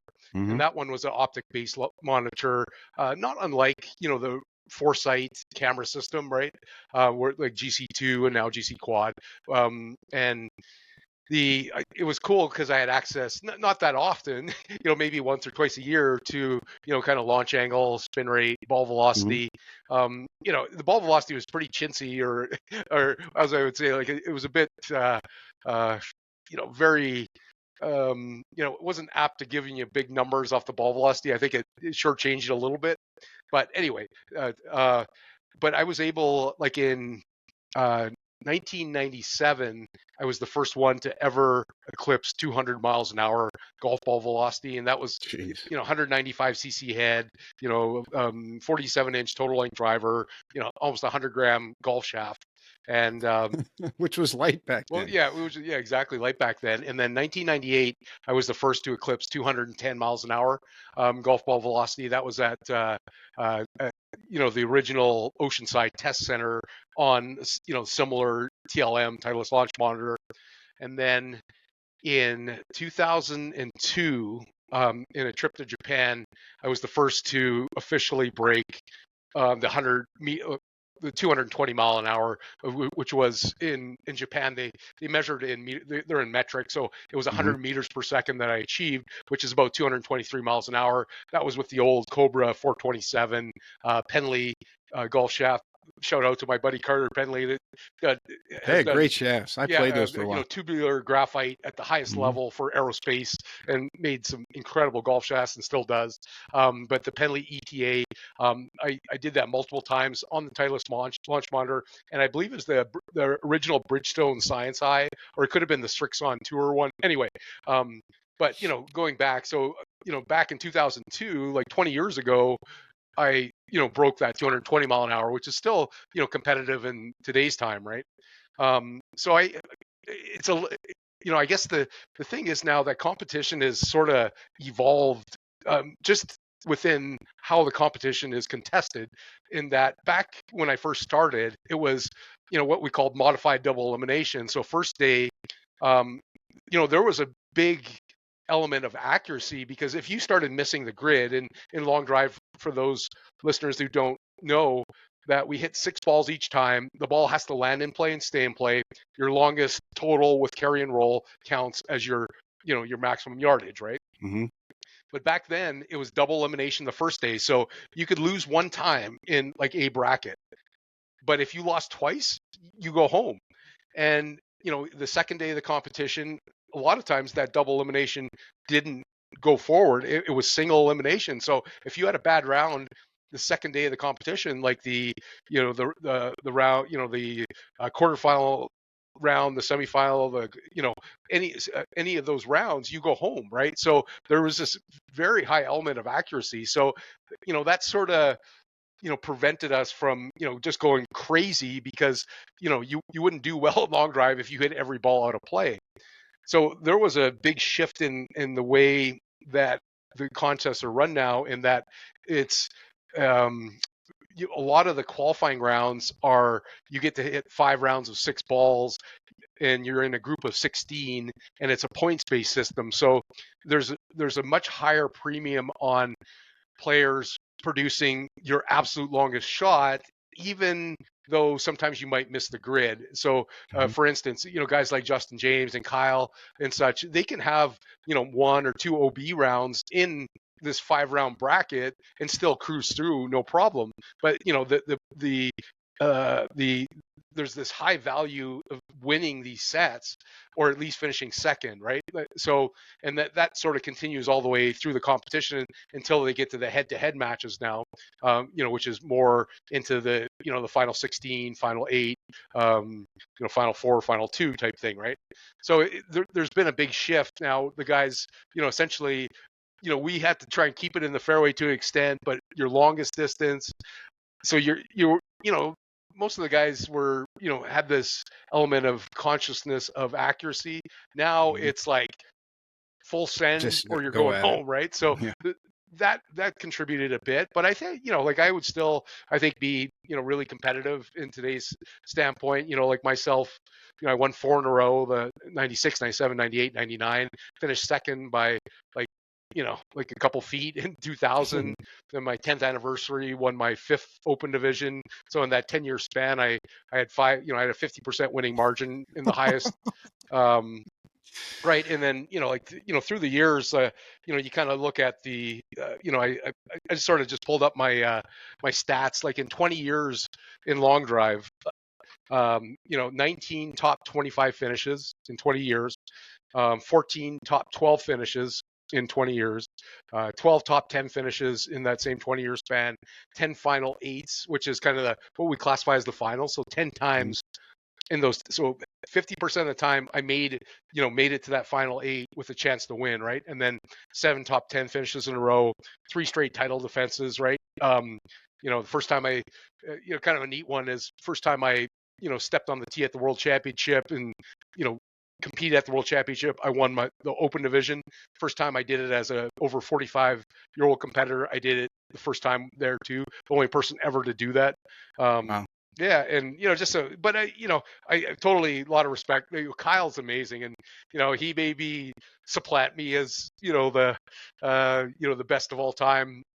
Just Kyle's amazing, and him and I talk quite often, and we don't, it's more mental stuff we talk about, because his physical ability is off the charts, right? But people think, oh, you're just up there slapping balls around, but it's a No, lot it's more than more than that. that. And to handle the mental stuff, and Kyle's under a lot of pressure all the time, and just handling the the expectation of being the Mhm. best, right? So Top of the mountain. I mean, you got a target on your back from right, everybody. yep, It's not you're not seeking where everybody else is seeking right, the target. You are the target, right, and when you got an entire industry coming at you, it's a lot different. Not yeah, that I and would know, but yeah.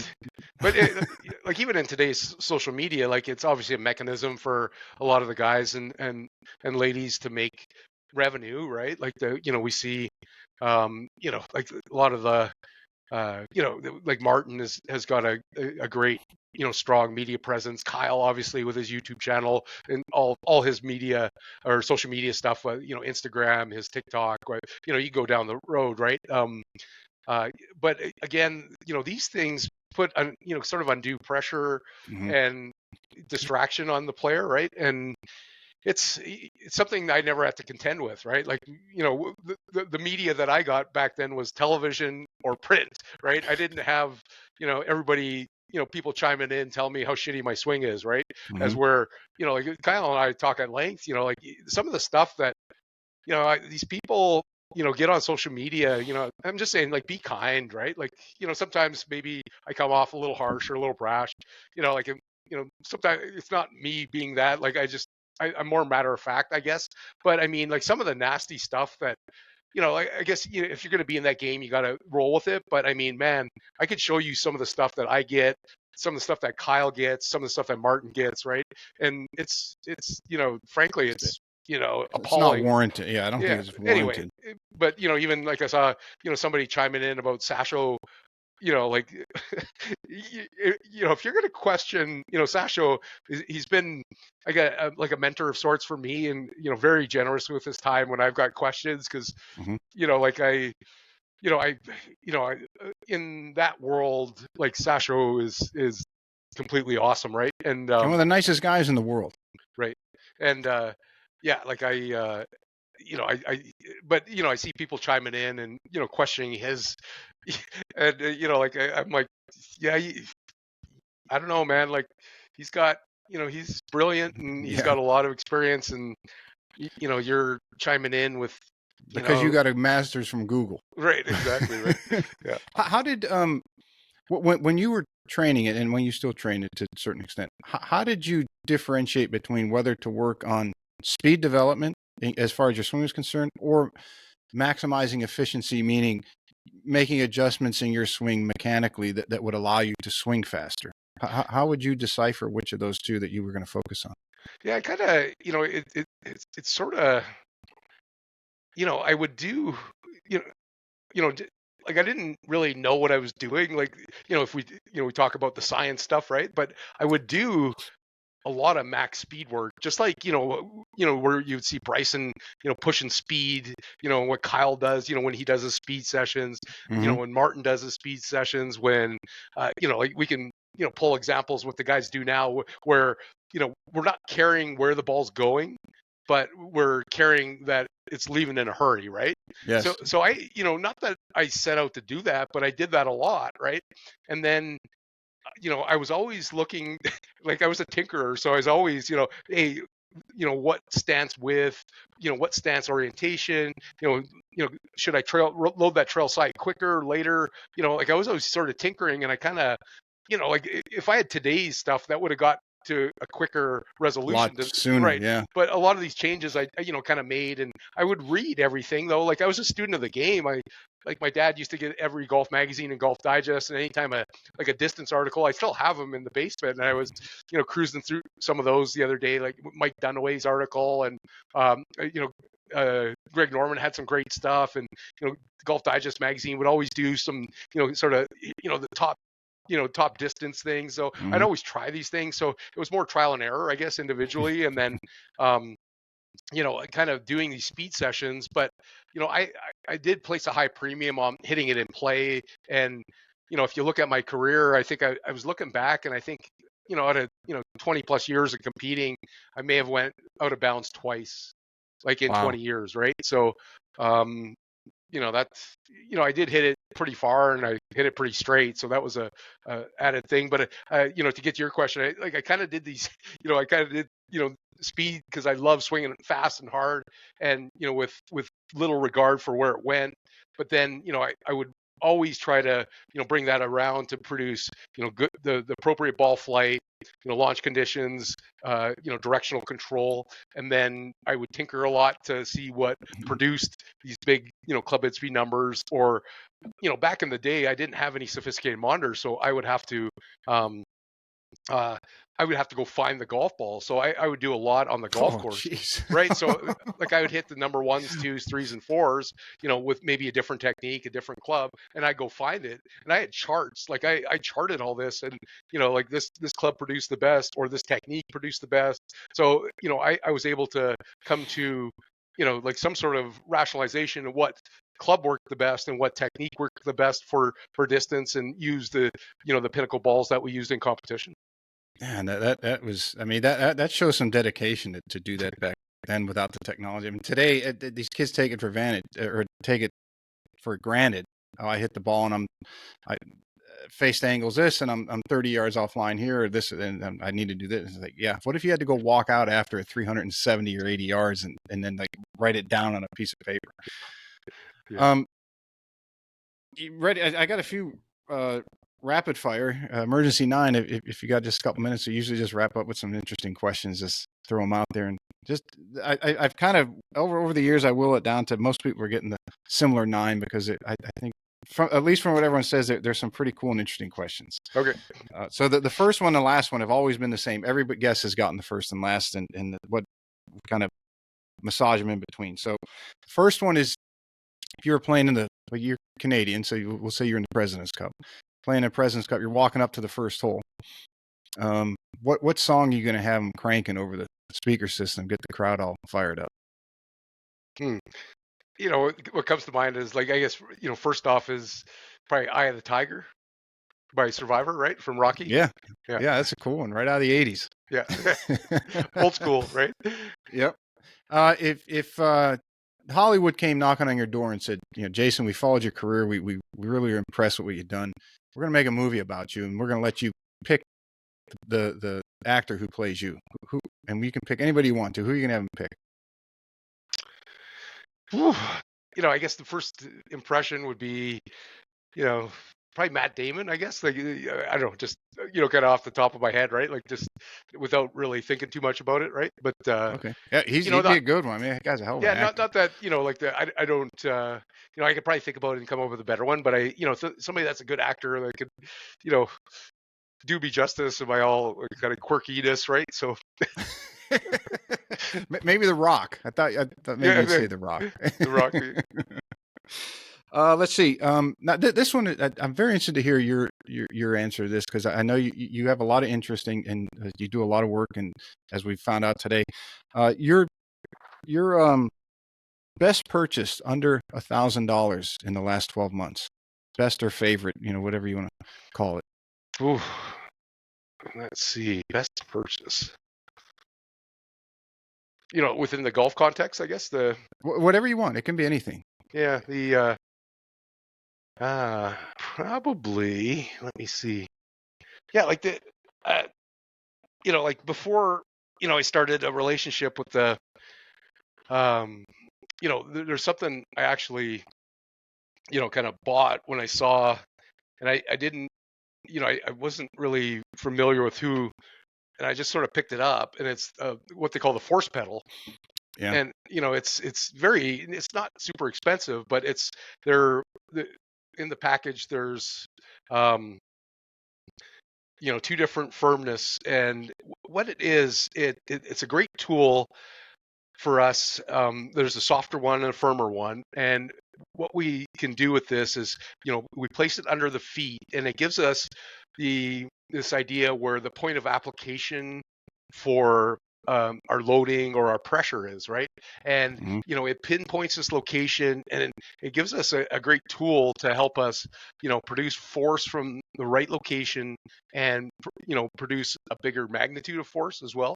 And it's got a pretty cool thing, and I use it in the gym, and I take them to the gym with me. I use it when I'm instructing on the force plates, and it's just one of the cool things I found um, yeah, it's just it's not super expensive, and one of the other things was the tornado tee and T claw, just on a simple thing. Like T claw is what we use. You see the string that the guys use at the World Championships, and it's like the base part can screw into either turf or like a synthetic turf or grass, and then there's like a bungee that's attached to that, and there's a trail one, Mhm. so that you don't lose your tee. And the tornado tee is a very low friction tee that a lot of the long drive guys use, and Hmm. this combination, it works magic because, as you know, like you're always chasing tees, right? Like Yes. especially when you tee it up high.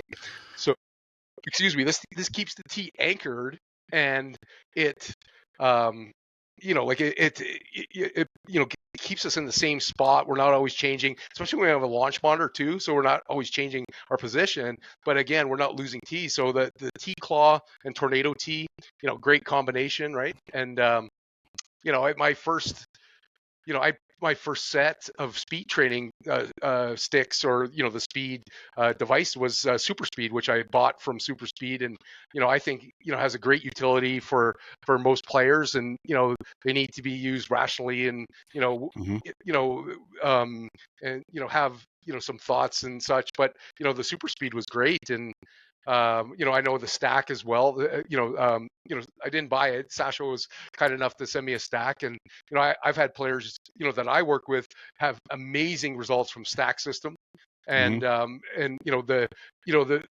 the device in itself is not unique, like a weighted training club and such, but Sasha's design and Marty Jertson's design And is the excellent. AI is incredible. And but the AI and the app is like, for somebody that doesn't want to think about anything, Hmm. and you want like this AI component to make modifications, and this integration with it's slick, man. Like, for those of you who haven't used it, and I know you have a discount code with Sasha on the stack. I'd asked Sasha if does Pete have one, and he told me you have one, so we could share that with the people if you want to give your stack discount code right now, Pete, if you Yeah, want. Golf 360. You get your discount code if Right, you and order then stat. the Super Speed guys, I asked Mike Napoleon, president of Super Speed, hey, can we have a discount code? And he said, use Patty. Patrick Harrington is a big Super Speed ambassador, and so Patty 10, capital Hmm. P A, capital P, then lowercase a d d y, and then the number 10, save you some money on Super Speed. But yeah, that's some of my stuff. All that stuff's under $1,000 if you buy it all, Yeah, and all of it. all of it, right? So Very cool. So go out, get those, everybody, yeah, from the legend. He is telling you what to do to the low hanging fruit that you can do to get your swing speed up there, and give your friends a hard time while you're playing, as well as take their money. A few more. Caddyshack, Happy Gilmore, or Tin Cup. Caddyshack. Yeah, me too. I Yeah. think it's the generational thing there. Now, this one, I'm very curious to hear your answer. Would you rather hit every fairway or never three putt?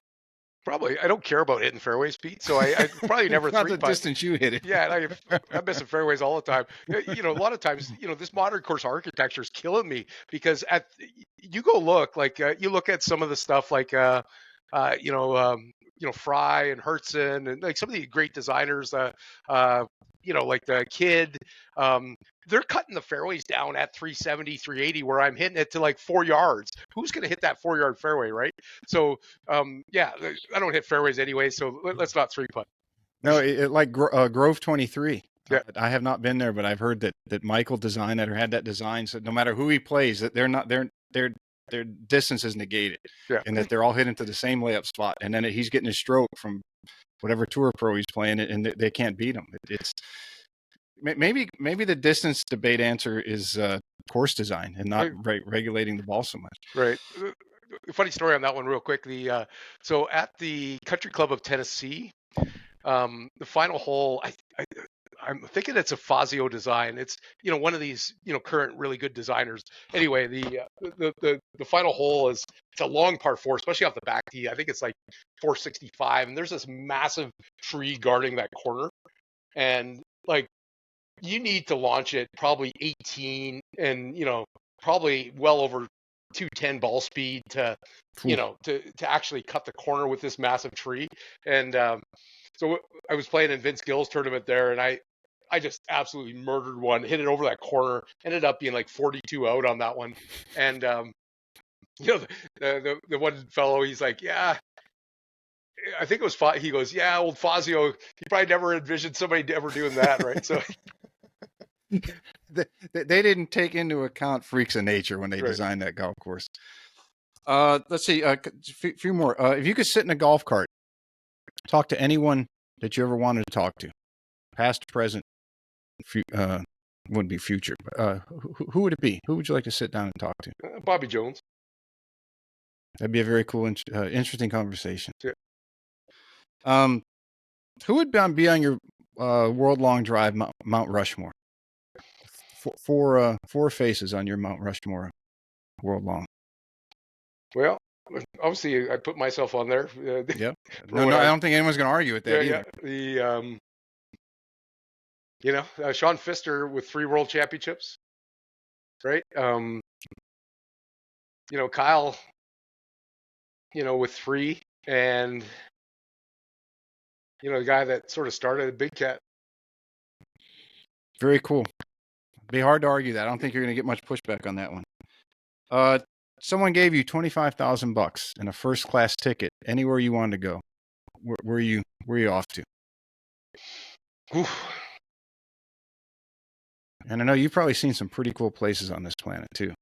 Go sit on the beach somewhere. So it would be, maybe, Hawaii, or, it could be a little more exotic, like the, like Mauritius or something like that. It'd be nice to, just kind of sit on the beach, soak up some sun, get away from where's Tony Robbins' private island down in Fiji? Yeah. I mean, that place is ridiculous. It's right. Unbelievable. And then the last one, your opinion, and this would be interesting as well, because your era touch both. As far as golfers, greatest of all time. Oof. I don't know. I love Tiger, but I would say Jack. I think that one's generational too. I think anyone 50 and older has gone heavy towards Jack, and anyone 50 and under has gone heavy towards Tiger. I think Tiger's in the lead. Probably, let's see, you're 125th show, so I think Tiger's probably at the 70-ish range. Jack would be around the 55 range. So you got a lead, but not by a whole hell of a lot. Right. You got a book, anything, lecture, video series, anything you got coming out soon? Someone can go hear you speak. Yeah, no, we did some great stuff with Smart to Move, the force plate company, where I've been doing a lot of work for them lately. We did this force plate, technology. It's gives us, it's like I said, new technology, and it really, gives, no matter what level of golfer, it gives us the ability to kind of understand how the person's doing something, right? Like, kind of step into their body. And it's one of the most effective tools. And like, even Dr. Rose, like, he's a big kinematics guy, like the 3D motion analysis. And, I think if you put a gun to his head right now, he would say force plate is probably the best tool, that would, kind of lend itself to the diversity of, things that we can do, right? So, but I'm doing some great stuff with the Smart to Move guys. Where we filmed the educational series that will be free. It'll be on YouTube. Okay.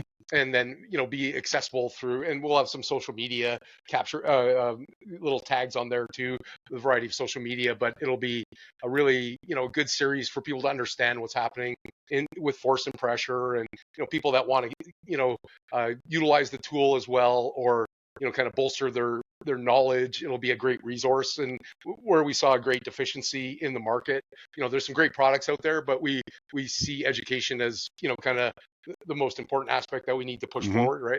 So, the Smart to Move guys have been great to work with. The TPI, obviously, if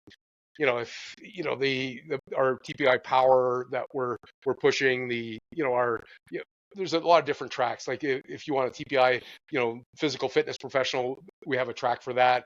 TPI golf professional, junior development, and then the power track as well. So, there's a great amount of resources. good stuff. I'm working a bit, have been with the Cobra guys. So there's always new and interesting stuff. The new driver is called Dark Speed. I just It's got to, great. I yeah. hit it. Okay. My brother, I don't know. I don't know if you probably haven't met my brother yet, Chad, but he's doing work with Cobra. And I don't know what technically his Okay. title is. I think he came from PXG, and I think he's helping Cobra get their mobile fitting set up, Okay. Yeah. as well as doing a lot of more things with the amateurs, with their amateur program. So yeah, that new driver, he got it about 2 months ago. We went out and hit it. I'm like, and I thought the Aerojet was phenomenal, Yeah. but that black one, that thing's. You're right. It's awesome. Not to cut you off. I'm No, sorry. no, yeah, it's just some great things with Dark Speed. There's some great, obviously a variety of different models that will, kind of address everyone from, the average player to the, elite player that wants, to be able to, minimize spin, kind of, a little more right bias, what have you. So there's Hmm. some great stuff. The companion fairways with that one, the iron line has been, really solid. Like last year, they, kind of revamped it with the King Tour. This sort of, Yep.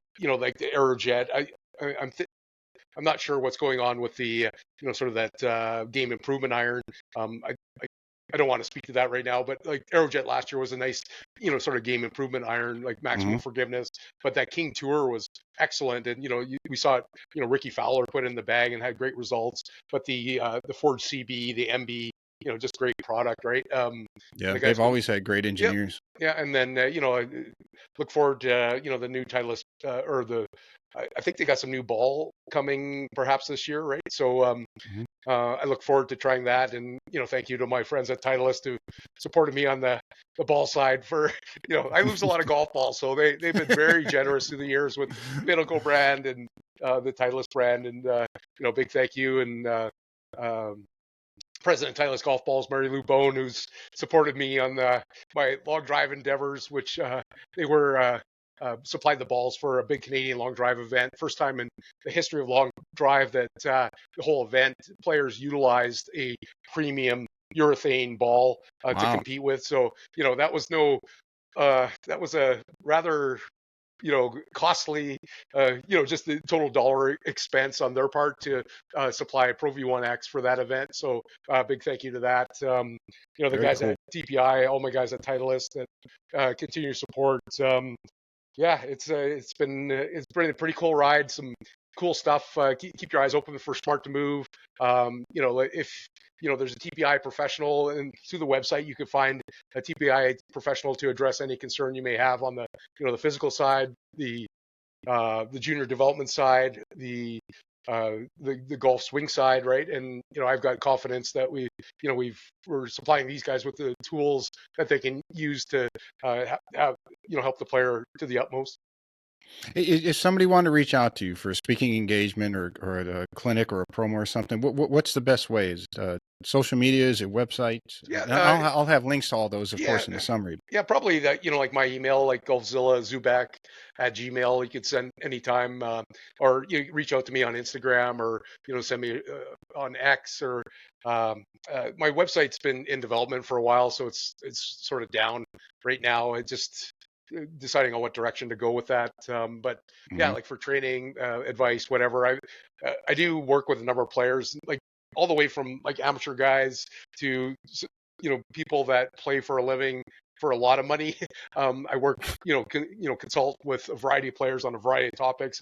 I'm kind of like a jack of all trades, almost like, my launch monitor knowledge is, really strong because I've had such, like vast experience. And then on the physical side, the strength and conditioning, then on the Hmm. force, kinematic side. So I've got this really weird, unique sort of skill set with respect to that, right? So Yeah, and anyone, I mean, we touched on all of it today. I'm not sure if we left anything out. I'm sure if we did, you have an open invitation to come back anytime. I'm sure I'll reach out to you sure.